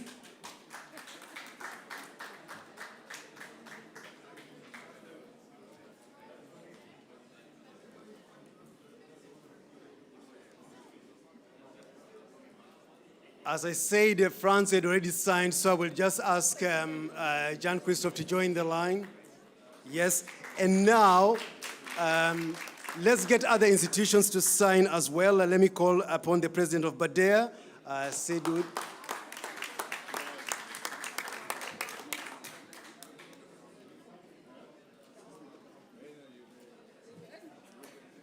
Thank you. And let me call upon the president of board, if you are here, Saj.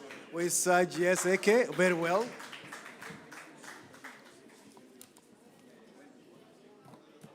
That's it. And then you just call Mimi. Yes. Right. May I call upon Mimi to join the group because you had already signed. So join the group there. Yes. Okay, you can ceremonially sign, and then we are going to a family photo.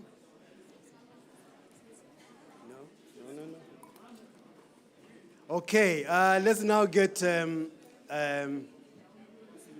yes, let's get a family photo.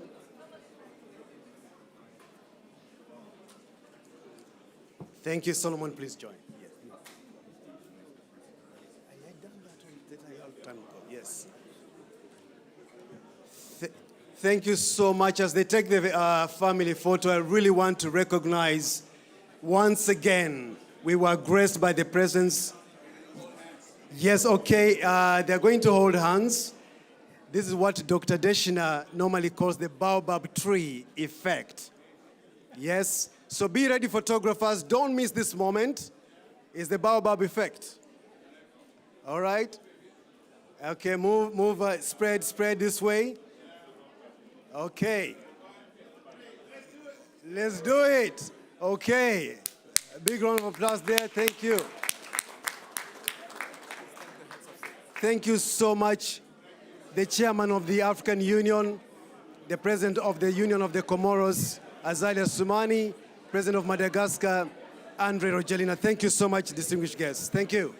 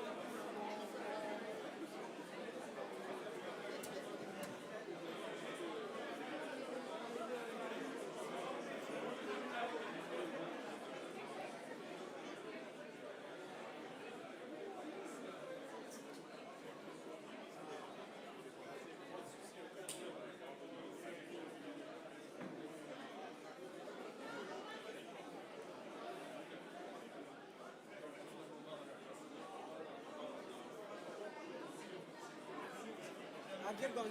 Yes. But they've gone. Please,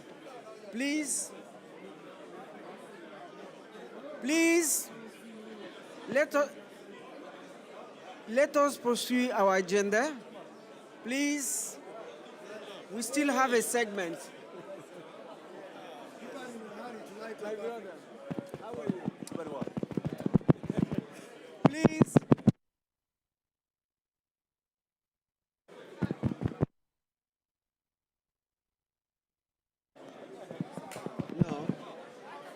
No, we have to finish because some people came from outside. We just 5 minutes. No, they were not. They came from outside. They are from institution. They are waiting since. You see?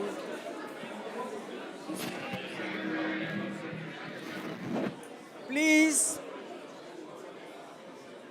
we still have the last session to go. Please take your seat. No, the people are here.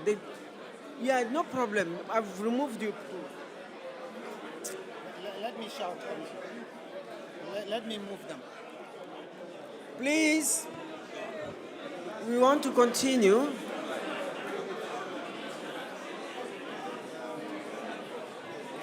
Let's complete our meeting, our day, African Day.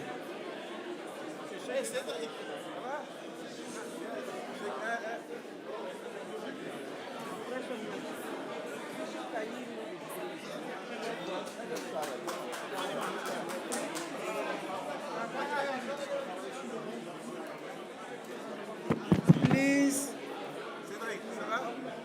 let us finish our meeting. We are about to start our next session. Please take your seats. Let me call His Excellency Elias Pendi Magozi to come here in the podium.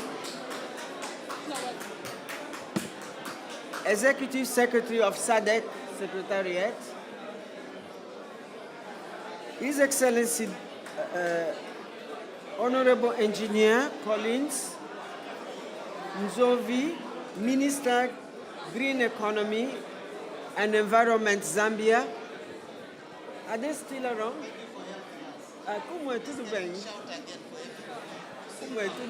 Photographers, can you please take your seat? The next session is about to start. Please, let us start the ministerial segment. Can we please start the next session? Please respect the next the speaker. and the last session.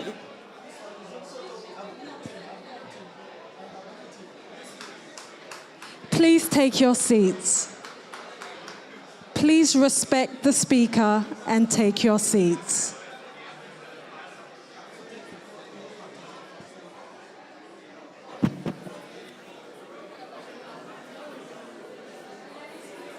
Professor Benedict Orama, President of Afrexim Bank. His Excellency George Rebelo Pinto Chikoti, Secretary General of OAPS CPS. Her Excellency Laila Benali, Minister, Energy Transition and Sustainable Development, Kingdom of Morocco. Mr. Mikika Mwenga, Executive Director, Pan-African Climate Justice Alliance.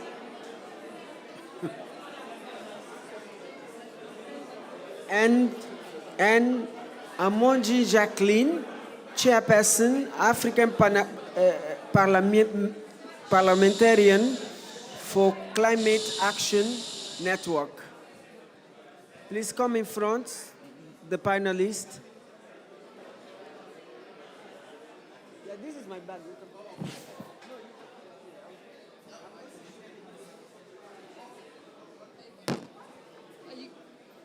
I think maybe we should put it on there. I think our speakers are already ready. Please, can you sit down? Please, can you sit down? Let us finish the last session, the ministerial.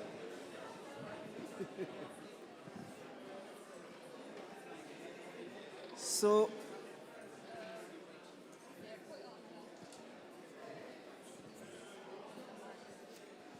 the topics that we are going to discuss, it's about status of climate negotiation, energy transition and renewable energy, climate finance, adaptation and resilience, driving ambition, global stocktake, outcome of African Climate Summit, and the CCDDA.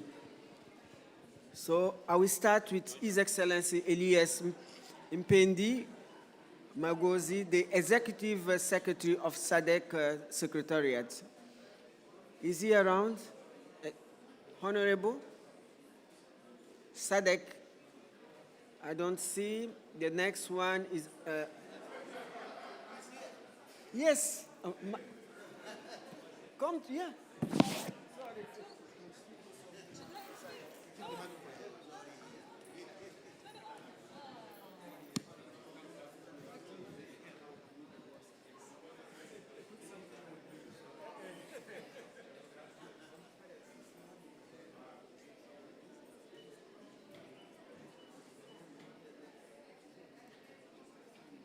Thank you very much, our director of this evening. I think it's an evening now. I don't think there is a lot to say from us, and from me specifically after listening to the pledges that were made here. And I think late in this day right now, as a representative of a regional economic body. But I just want to highlight a few things. And I'll be speaking to the activity that just concluded here.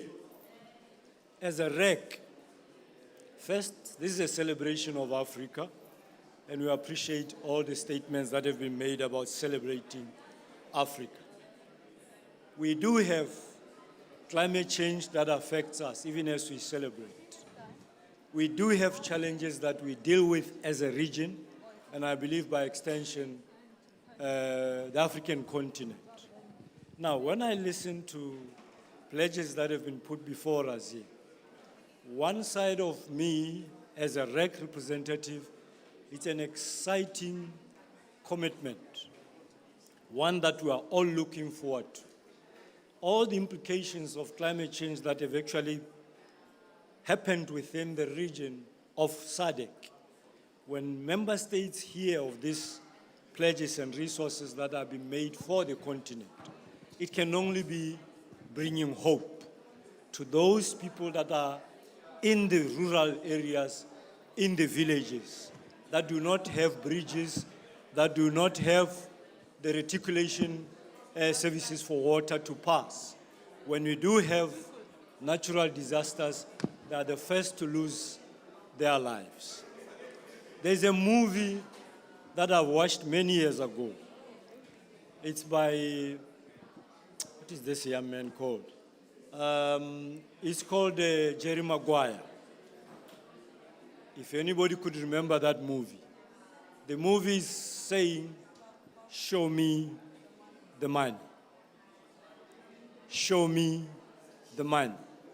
So with all these pledges that have been made, people in Malawi that lost lives, that lost infrastructure, that lost all their livelihoods, all that they are looking for is show me the money. As people say in my part of the world, people don't eat pledges. People don't sleep on pledges. People eat food. They're dealing with humanitarian issues. Their lives are at stake. So how do we go beyond the pledges like the ones that have been shared with us here this evening? Showing the money makes a difference to people in our region, to people, I believe, in the continent, those that are at the receiving end of climate change. We are here talking climate change with all its implications and impacts. The second thing I want to talk to, and I think President Adesina spoke to as well, and I think a few others, it's about bankability. As Africans, the presidency have been talking about Africa working together, coming together, and so forth. My message has always been, in all the messages, Africa must love herself first before others can love Africa. We must love our people first before others can love us. We must love our youth, our women, before others can come and love us. We must appreciate our private sector and love our private sector and trust our private sector that they can also do what has been done here. The extent to which we engage our private sector to come and play ball makes a difference. So let's start with ourselves. If we are producing products, we still buy products outside. What is it that we need to do to actually create value in the continent? we're celebrating Africa again. I believe these are some of the things that we need to change. Bankability is a big, big challenge. Preparing projects, particularly for bankability for private sector to run with them. At least in the SADC region, that's a challenge that we want to pursue. And I heard President Adesina and others that there are something close to about 400 million that will go towards assisting bankability. And I'm looking forward to that part of the money trickling down to our part of the continent so we can actually expedite bankability. We have serious challenges of electricity in our subcontinent.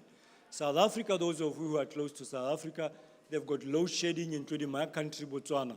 What South Africa is going through, all it just requires is just to link South Africa to the Southern Africa power pool, and we have solved the issue of South Africa. The excess capacity that is in Angola and Malawi and Mozambique, is it Mozambique? Yes, I think it's Mozambique. Once we add this into the grid, into our pool, then we can assist our sister country so that small businesses cannot lose their livelihoods, their jobs, and so forth. So bankability is a critical thing. I think the last thing, so I'm not going to be long because I just want to leave messages with ourselves. I was discussing this morning at another forum that when I listen to the statements, it's more about Africa has potential. Africa should do this. Africa should do that. Africa should do that. And I think we've been saying this since I was young. My hair is now white. Africa still has potential. The messaging is still the same. I was listening in the last 2 days about what we are going to do to address climate change. The statements we make today, the actions we take today will make a difference on whether we will exist or we will perish. Don't talk about our next generation. The steps we take today will determine our own retirement, what we'll retire to. What does our retirement look like, and our children and our grandchildren, whether they will be existing in this world. So the actions that we take, the money, show me the money, the decisions we take, and it's mostly political leaders, and I believe a few of ourselves, that can influence and make those things happen. Enough of statements, in my view. Show me the money, show me action, then we can succeed, and others can succeed after us. I thank you.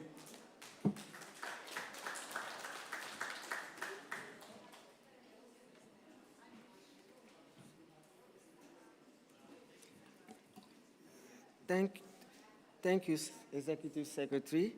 Enough of statements. Let's go for action, action, action. You are really my true brother from the same constituency.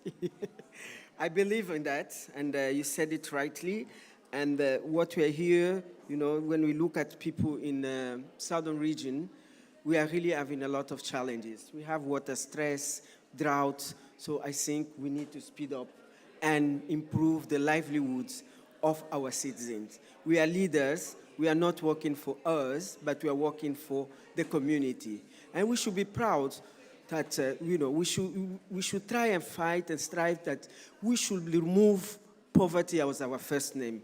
When we look at the data reports from the World Bank, poverty, Africa, this is our first name, or maybe surname. So let us remove it as leaders and to leave a better future for the next generation. I think we need to do it. We had two big shocks that just passed through us since 2020. COVID-19, there are a lot of lessons learned from COVID-19, mostly in the sector where I am a commissioner, food security. When we wanted to import food, because we are net importers, 38 countries in Africa are importing food. They live in importing food with the all potential we have in Africa. So I think our people deserve more than that. They deserve to have at least, a medium class, standard of living. It's not admissible that countries that are very rich, and even in the urban community, they don't have access to water, no access to electricity. So the next speaker is, let me call the representative of my colleague, Dr. Amani, to take the floor. Over to you, Director. Is mine or yours? Okay.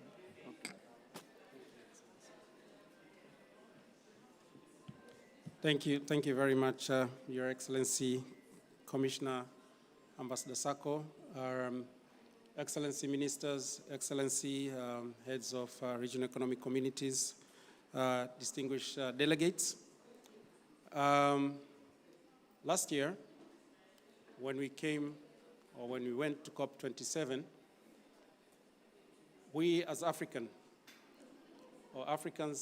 went to speak with one voice. We came up with the common position on energy, African common position on energy access and energy transition. We are still echoing the same message coming to COP28 because we believe what that common position contained is what Africa needs out of all these COP discussions. We need to still continue addressing the number of our citizens who still don't have access to electricity. The figure is well known. It's repeated in most of all the events or meetings we have. We also need to address the number of our citizens who still don't have access to clean cooking. What does it mean? We should stop using the traditional, or we should move away from using the traditional. The 900 million citizens who use firewood or charcoal for cooking and move to cleaner fuels like gas. It's a difficult discussion, but this is what Africa should push for. We still need to push for financial resources, in particular climate financing, for us to be able to invest in the renewable technologies which are available: solar, wind, green hydrogen, etc. I appreciate the statement made by the Executive Secretary of SADC. We still have a deficit, for example, in the southern region. And I'm aware from reports and discussions we've been having with the Southern African Power Pool, there's almost a deficit of 11,000 megawatts in the Southern African Power Pool. So we need to accelerate development of generating capacity, connect the grids, promote power trading within the regions, within the countries and the regions. It's for this reason the African Union has come up with the Africa Single Electricity Market, together with the Continental Power System Master Plan, which is being implemented by the African Union Commission as well as AUDA-NEPAD, together with the support of the partners. And recently, in the ministerial meeting of ministers responsible for energy and transport held in September, adopted the strategic plan of the Africa Single Electricity Market. This creates the largest single electricity market in the world, involving 55 member states. We do hope by the time the Africa Single Electricity Market comes operational in 2040, we'll be able to trade and have a market of electricity trading within the member states, in the power pools or the regional economic communities, but beyond. So in countries or regions where they have excess electricity, they'll be able to trade to countries, for example, the southern region, which has a deficit of electricity. These are all initiatives at the continental level, which we, as African member states, went and pushed for during the COP27. Our message still is the same. Coming to COP28, great strides have been made. We've seen it manifested just a while ago, over 200 million of commitments to support the Alliance for Green Infrastructure in Africa, which is a project preparation facility and development fund for funding preparation of projects to bankability. We anticipate that those resources will go a long way in preparing our projects to bankability. one of the elements which was touched upon in the remarks which was made by the Executive Secretary, on the issue of do we have projects which are ready for investment? Yes, we do have a pipeline of PIDA, Program for Infrastructure Development, interregional projects on all the different sectors, including energy, transmission lines, interconnectors, generations, etc. Our call should be, at this COP, we should have increased financial flows for Africa to be able to implement these renewable energy projects. We should have the technical cooperation as well as technology transfer to be able to tap into the new technologies. For example, green hydrogen. We should also be able to have capacity building for our experts, our nationals, to be able to operate, to manage some of these new technologies. Your Excellencies, I call upon us all to continue emphasizing on the message we came up with last year at the COP, echo the same message, make sure that it's well understood, and it's the only way that Africa will be able to become energy sufficient as well as achieve the objectives of having closing the energy gap. I thank you.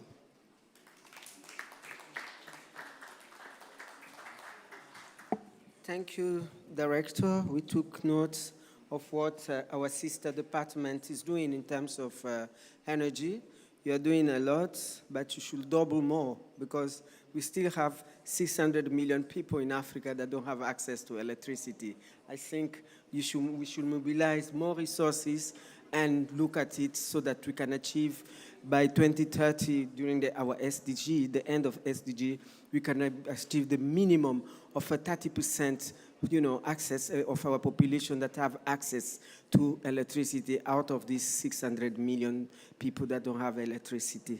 Thank you. The next is, I don't know if the Minister Collins from Zambia is still around. He's not around, so let me, Afreximbank, any representative of Afreximbank? Okay, you have the floor.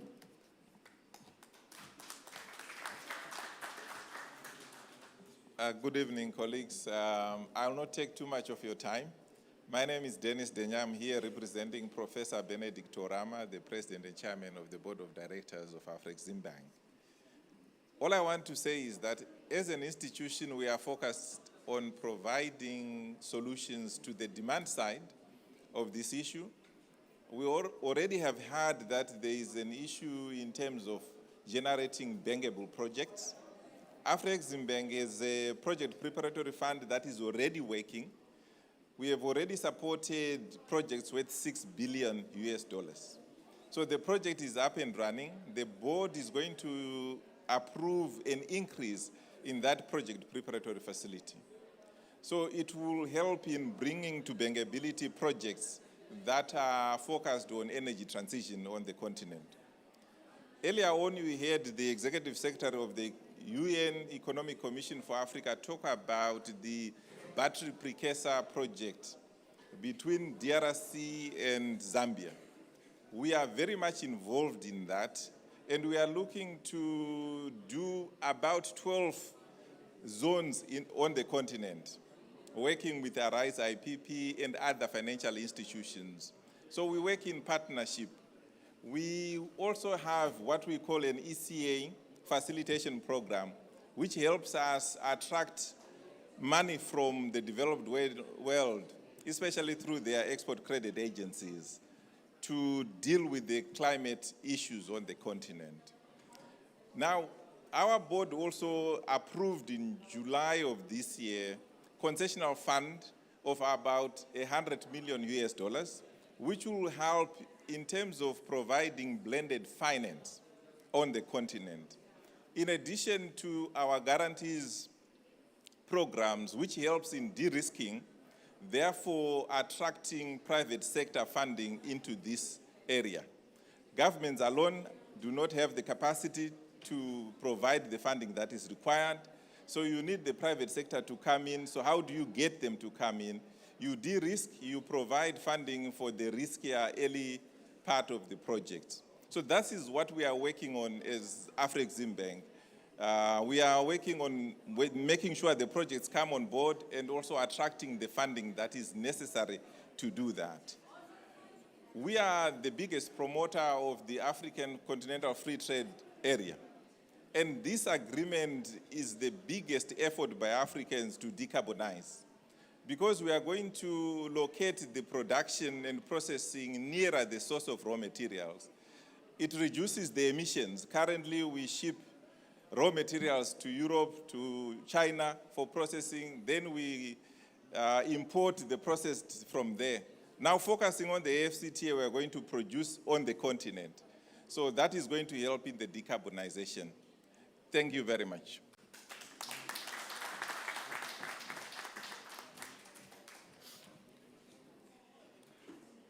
Thank you very much, the representative of Afrexim Bank.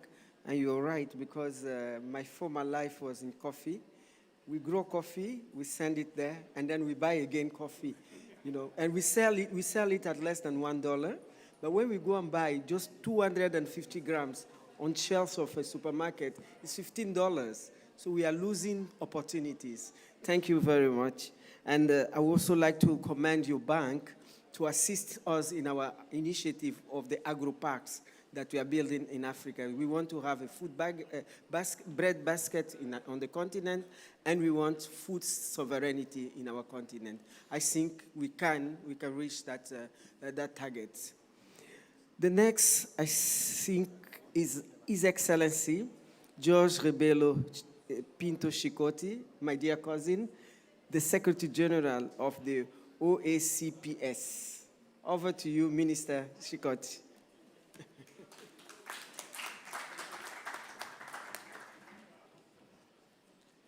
I just wanted to thank you, first of all, for inviting us here today, and just say that this is really a great day for Africa, and to congratulate you for such an important day. And I saw the commitments and the pledges that were made. I think we are really pleased with that, and that honors Africa. I think that the commitments taken by the different countries that took the floor and signed the pledges, I think that was a particularly wonderful thing. And we also have to congratulate the President of the African Development Bank. And I hope that all that money can really help Africa to build its infrastructures. Your Excellencies, ladies and gentlemen, all protocol observed, good afternoon. It is with profound pleasure that the Organization of African and Caribbean Pacific States takes the floor to address you here on Africa Day at COP28. Let me thank the African Union Commission for this opportunity. The OACPS has 79 member states. Out of them, 38 are seats who are distributed along the major oceans of the world, in the Atlantic Ocean, in the Pacific Ocean, some of the smallest countries, some of the smallest economies. And therefore, coming to this environment, it's indeed a very important occasion for us. But we also have 48 African nations of sub-Saharan Africa, some of which face most of the most difficult conditions in terms of climate, drought, floods, and all that. And those are the challenges that we do face in our organization. And I think that this is really an occasion at COP28 to talk about all the challenges that we face. Scientific findings show that worsening climate impacts will increase and may usher irreversible tipping points unless we take urgent, ambitious, and sustained emissions reduction measures immediately to keep the Paris Agreement objectives alive. Africa, Caribbean, and Pacific countries contribute just 2% of the global greenhouse gas emissions, yet we remain ambitious in our climate action for the sake of peoples and the planet. We do have in our countries a wealth of unique ecosystems, including vast tropical forests and oceans ecosystems that provide quick wins for carbon sequestration. We are committed to safeguarding this natural heritage for the sake of planetary health and for future generations. COP28 is not just a negotiation platform. It is also a call to action for global solidarity to face the climate emergency. It is imperative the international community prioritizes the needs and concerns of our vulnerable nations, including providing financial support, facilitating technology transfer, and promoting capacity building initiatives. Climate finance that does not increase debt burdens for developing countries. It should prioritize grants and highly concessional finance over non-concessional loans and other forms of finance, and ensure that climate finance is additional to long-standing ODA commitments and standards. At COP28, we continue to advocate for the principles of equity, inclusiveness, and build enduring trust towards achieving the objectives of the Paris Agreement. We have great optimism that at COP28, the developed nations will deliver on their commitment to providing $100 billion in climate finance per year to support efforts for a revamp of the global multilateral financial institutions to address the climate crisis. We are encouraged by the positive signal given at the opening of COP28 with the agreement of the Loss and Damage Fund and pledges made. What is utmost importance for the OACPS members is strengthening the ability to build resilience and adapt to the adverse impacts of climate change. In this regard, at COP28, we continue to stress the need to double adaptation finance by 2025. We also call on developed countries to increase ambition of their NDCs in line with the 1.5 degrees Paris Agreement goal. COP28 is an opportunity to demonstrate the spirit of partnership and our commitment to climate action. As we join the African Union to celebrate Africa Day today, OACPS reaffirms commitment to work together and to speak with one strong voice on the issues of pertinence and priority to us. Excellencies, ladies and gentlemen, with these words, I would like to thank you all for your attention. Thank you.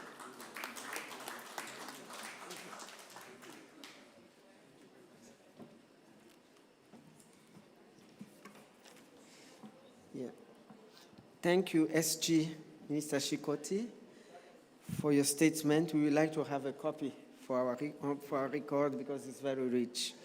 We know that you really went through all what we need in the two regions, the Pacific and Africa. So this is very important because there's a lot of similarity. And today, with all these shocks, we cannot walk alone. We have to walk, all of us together. We have to collaborate and go together hand in hand. Thank you very much for that. And we look forward to really strengthen our cooperation between my department and your department in the agenda of climate change. The next speaker is Mr. Mitika Mwenda, Executive Director, Pan-African Climate Justice Alliance. Over to you, Honorable. Thank you. Thank you, Commissioner. And it is always very difficult when you are speaking almost the last, because either you find the empty seats or you find everything has been spoken, what you are to speak. So it is very difficult.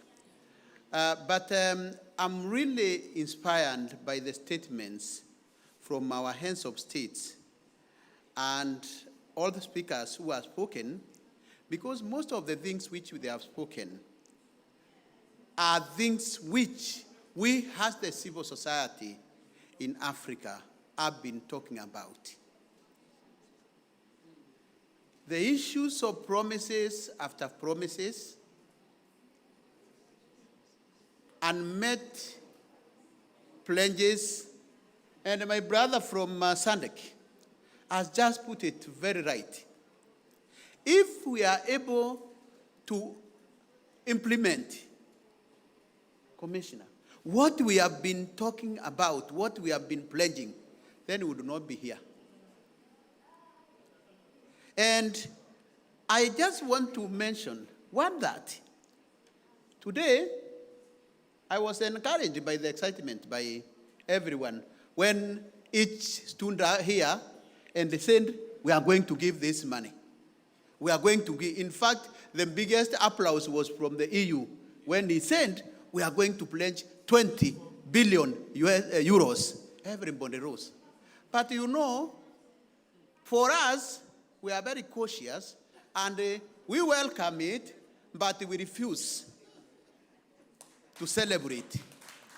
Let me tell you why.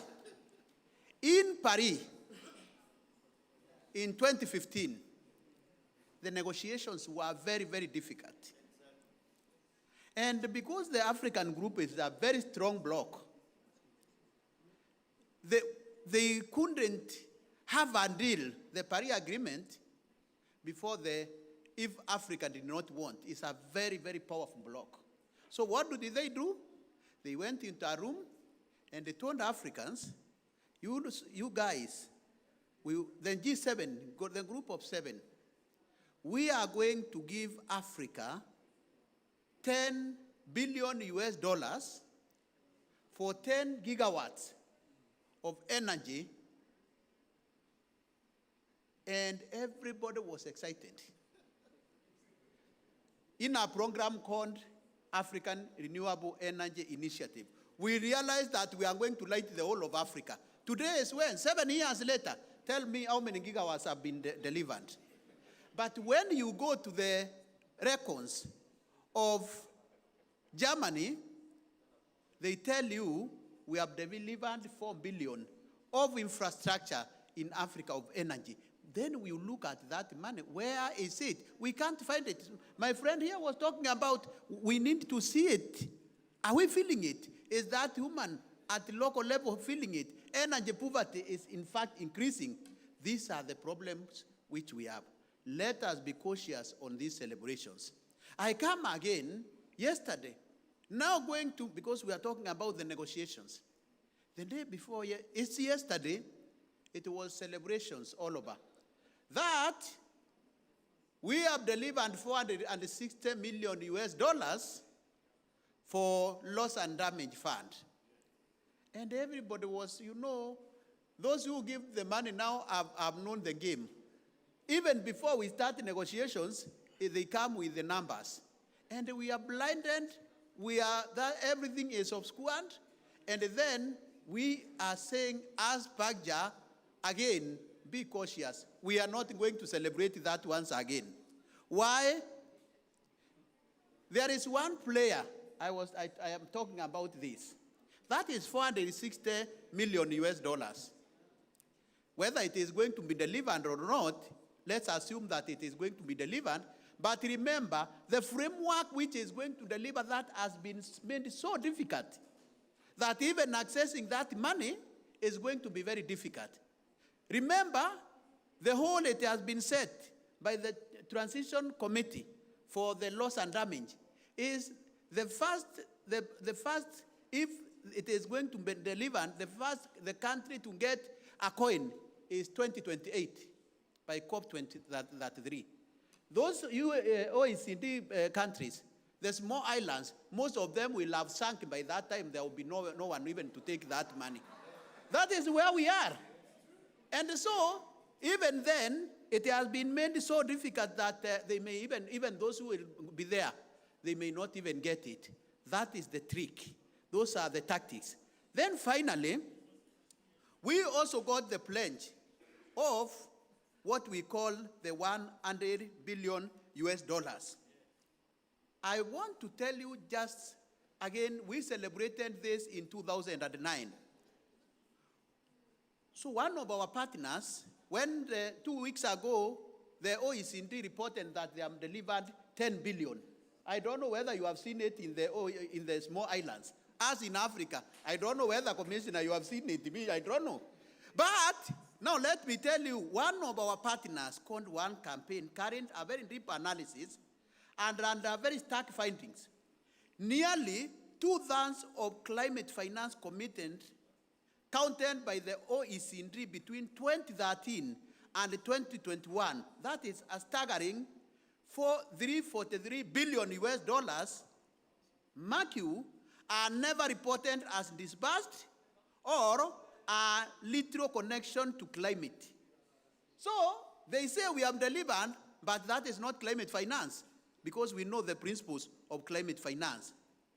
To make it worse, according to this report, over $1 in every $5 of climate finance commitments in this OECD open data set between 2013 and 2021 worth 115 billion is spent on things that have little to do with climate.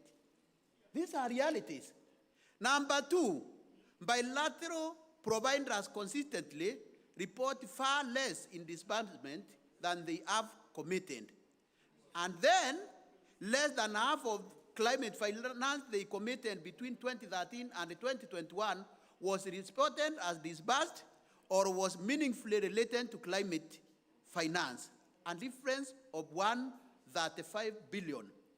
Then, in 2021, the world's 20 most climate vulnerable countries received 6.5, that is especially from Africa and OECD and your countries, is 6.5% of the climate finance they need each year to address climate finance. So that is where we are. And then we are here celebrating. I wish the EU guy was here. I don't know whether it was EU or Germany. I wish he was here because I can bet that what he has planned, 20 billion euros, will never see the light of the day until Jesus goes and comes back. So what we need to do is we need our leaders to be very bold. We need to put pressure on them. I have heard all the pledges. I have not heard anything about adaptation. Adaptation finance, that is the priority for Africa. Everyone now is talking about loss and damage. We have forgotten the real issues for Africa. Though loss and damage is very important, we have delivered that.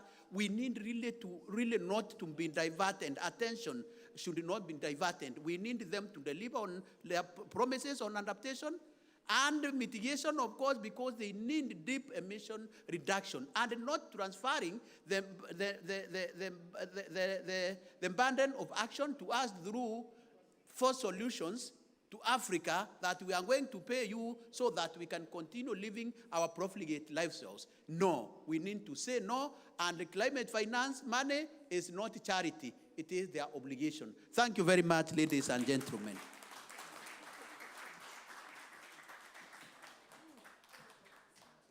Thank you, Mr. Mitika, for your position, and we buy in. That's what we can tell you. We buy in your position, and we quite agree that really we are not children when you say, if you are crying, I'll give you sweet, and then when the child has a sweet and keeps quiet. No, when we promise, you promise. Because when you are pledging, you have to, comply with what you are giving us. But also, this is a lesson. One thing is that we have to take our destiny in front. Let us start, at least if you have a project, if you can invest 80% of your own domestic funds, and then if you cannot finish, you go the 20% and tell the partner, I think it's more viable. But you go there and say, this is my project, I don't have anything. When you come to COP like this, you are paying a room for $1,500, you have money. You really have money, because if you calculate the time we are here, here in COP20, 10 days, it's about 10,000 something, $14,000, for 10 days. This $14,000, if you go to a village, you will change the life of somebody. You will change the life of women. You change poverty. So I think those are the type of things that we need to reflect. Last year, we were in Sharm el-Sheikh, a room, $2,000 a day. I stayed 10 days, $20,000. And when I came out from there, no result. Just pictures. We take picture like, President Ruto used to say, we just go, we take picture, we put there. Nothing substantial. So I told them last year in Sharm el-Sheikh, I said, look, my fellow brothers, let's do what Cote d'Ivoire and Ghana did. The biggest producers of cocoa. And there was a big conference in Belgium. They boycotted it because it was not of their interest. And those two markets, they are about 70% of cocoa export globally. So they just boycotted. So we should not waste our money, because this is a taxpayer. In the Western country, they say taxpayers, but when we come, like in the UN, African Union, it is our countries that contribute to the budget. This is taxpayer. What are we bringing to change, to transform the life of those poor people, those vulnerable people, the islands? They are crying. If you go to Cape Verde, you go to all these small islands, they're even afraid of their life. Exactly. So what are we doing? What are we coming to do here? If we boycott, look at what we did in Kenya. What we did. That one was a COP, more than the one we did in Glasgow. About 32,000 people participated. Let's have our own COP and take our destiny in front. So my sister, Honorable Amonji, so you have the floor. You can come and share with us what you parliamentarians are doing.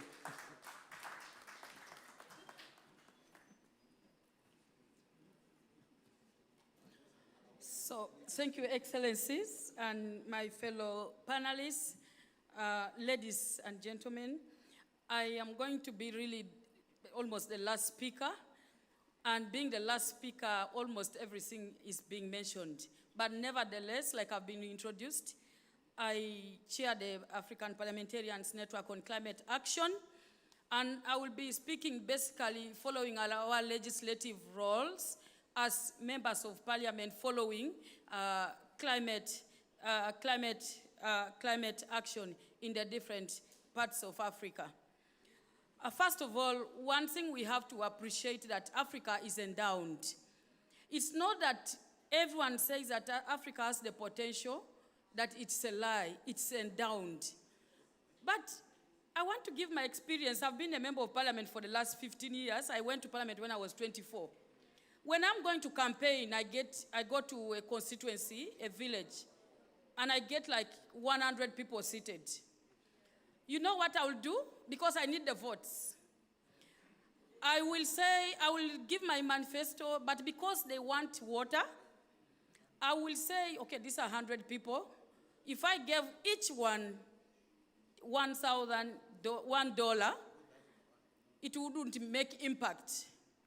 But if I announce a block amount, I'll have more impact.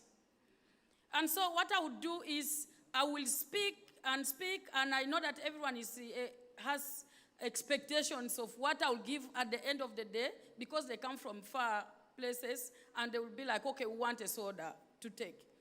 So I will say for this village, so I'm leaving, let's say, 10,000 Uganda shillings. And everyone will clap the loudest. And obviously, I will go.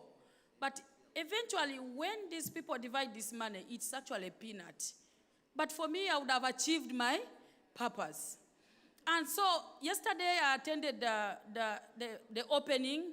I listened to the different leaders making commitments today, and it is going to continue up the 12th when we close. I can assure you, those commitments are politically pronounced, and then the people who want to hear clap even the hardest. They think that 24 billion is a lot of money. So for us, these commitments, when they are not translated into action, remain in nothing. And I am so perplexed. I started attending COPs when I was 20, I think I was 32. And right now I don't want to pronounce my age because women don't talk about their age.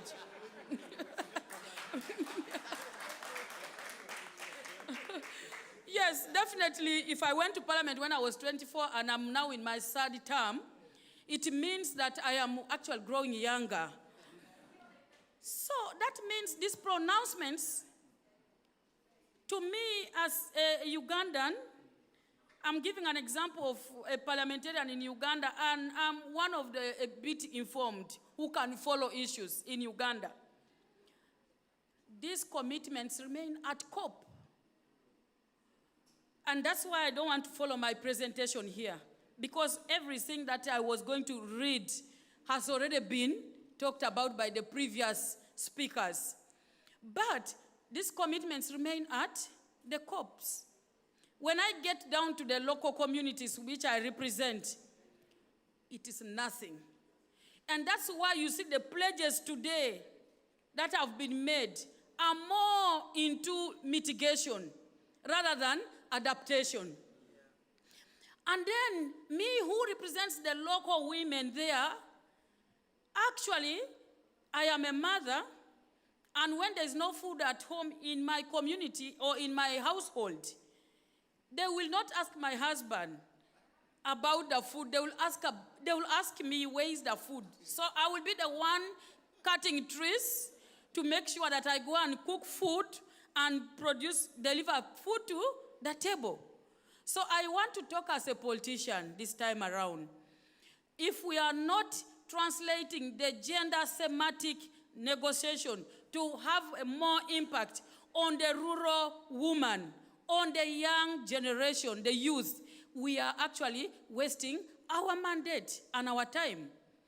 So we need to challenge the global south, that whereas Africa commits just less than 4%, it is getting the highest shocks in terms of flooding, landslides, name it. And when we get out of here, definitely the people in Uganda, the people in Senegal, the people in South Africa expect that there must be something tangible for Africa. And that means they expect that the African Union, an institution that leads the whole of these member states, is able to translate something in terms of deliverables in the areas of adaptation, so that most of these monies can go to the local farmer. The rural woman can feel that she can also contribute towards climate, to be resilient to climate change. So to me, I think that one thing we must really come up with, I remember when I was a student, I wouldn't have to wait for protocol to get what I want. I would go and grab it, and I would get it. I think that's what we must do as Africa. Go grab. We will be in this whole arrangement, but we will not gain much. It's a time for us to have a sit down and look at whether COPs, bringing all of us together, is still very relevant, or we strengthen the Africa Climate Summits and agree on our issues at the African regional level. And then we look for our own, we settle our own challenges within our own context. Because these pronouncements are too huge for me. When I follow with the Minister of Finance of Uganda, and I always followed, I am an environmentalist, I'm a lawyer, I basically follow climate-related environment and votes in regards to climate and how much funding comes to Uganda. It's a lot of bureaucracy. It is our own loans. When the pronouncements are made here, they talk about bankable projects. Accessibility of this money is definitely very hard. Out of the 55 countries, the research we've done as parliamentarians, very few countries are even able to access just a mere global environment fund. And then 24 billion, big clap. Where is the 100 billion that was agreed upon in 2015? Do we know where it is? Can we, the loss and damage. Last year we agreed on loss and damage, right? Okay, somehow Africa celebrated.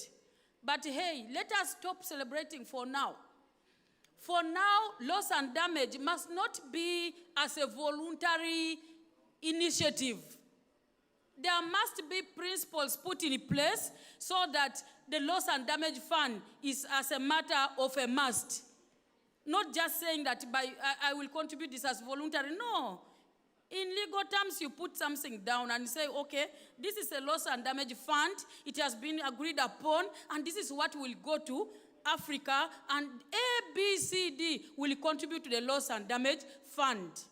And so the modus operandi will be very open. So to me, and for us as parliamentarians following this particular thematic area, we are more concerned about the policies and legislations in countries. If we are talking about carbon markets, we are talking about renewable energy, we are talking about so many things, but translating all this into legislations in a country so that even when we are prioritizing, we have mandates in member country is still a big challenge. So for us, we are looking at what outcomes do we come up with at the COP, and how can this be translated in the member states. Now, I want to give you an example. We have 55 countries in Africa, but out of the 55 countries, just 3 countries have come up with climate legislations, and that is Uganda, Kenya, and recently, Nigeria. So when all these negotiations are agreed upon at the COPs, how do we domesticate all these outcomes of the negotiation into our member states so that we are seen to be taking action?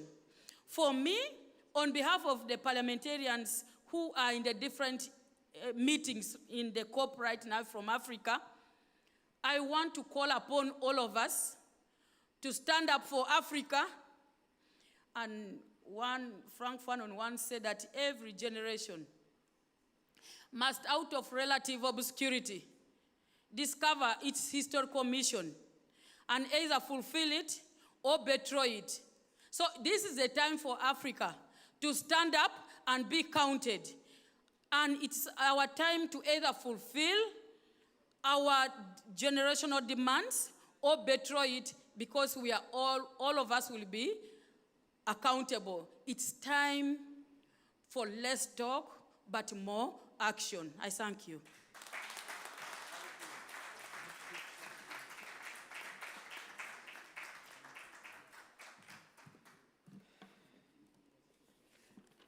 I think this is the end of our speakers.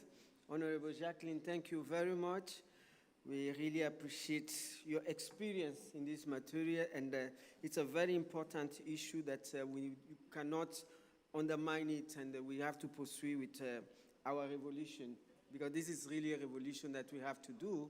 Otherwise, this is a COP29, 28. That's what I used to say in every COP. Are we going up to COP 1000? Are we going to be alive? And that 1,000 is our children. So please, let us stop the COPs, because it's not giving value to our poverty. It's not bringing any value. It's even worsening. I don't think COP, we should be mostly on the parliamentarian. We should be talking about it. Let us have every 2, even why are we having COP every year?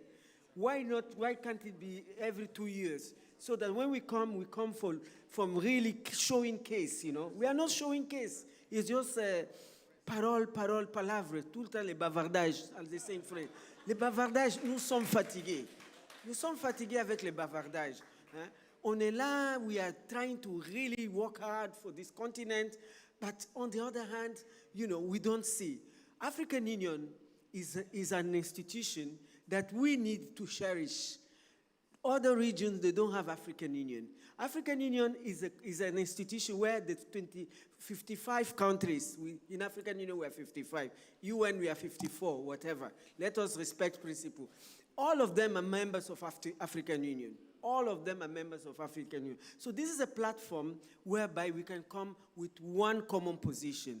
And we need leaders that really love. Somebody was talking about it, I don't know, SADC. Let us appreciate Africa. Let us appreciate our private sector. Let us appreciate the livelihood of our farmers. Let us be concerned about poverty in the rural area.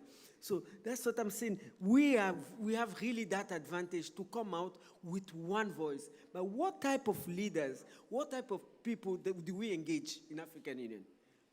Many of the staff, they are working for partners instead of them to work for us. They are working with the agenda of partners because a project, you know, if a partner is funding it almost 100%, we have lost our priority because we are very good, you know, with initiative.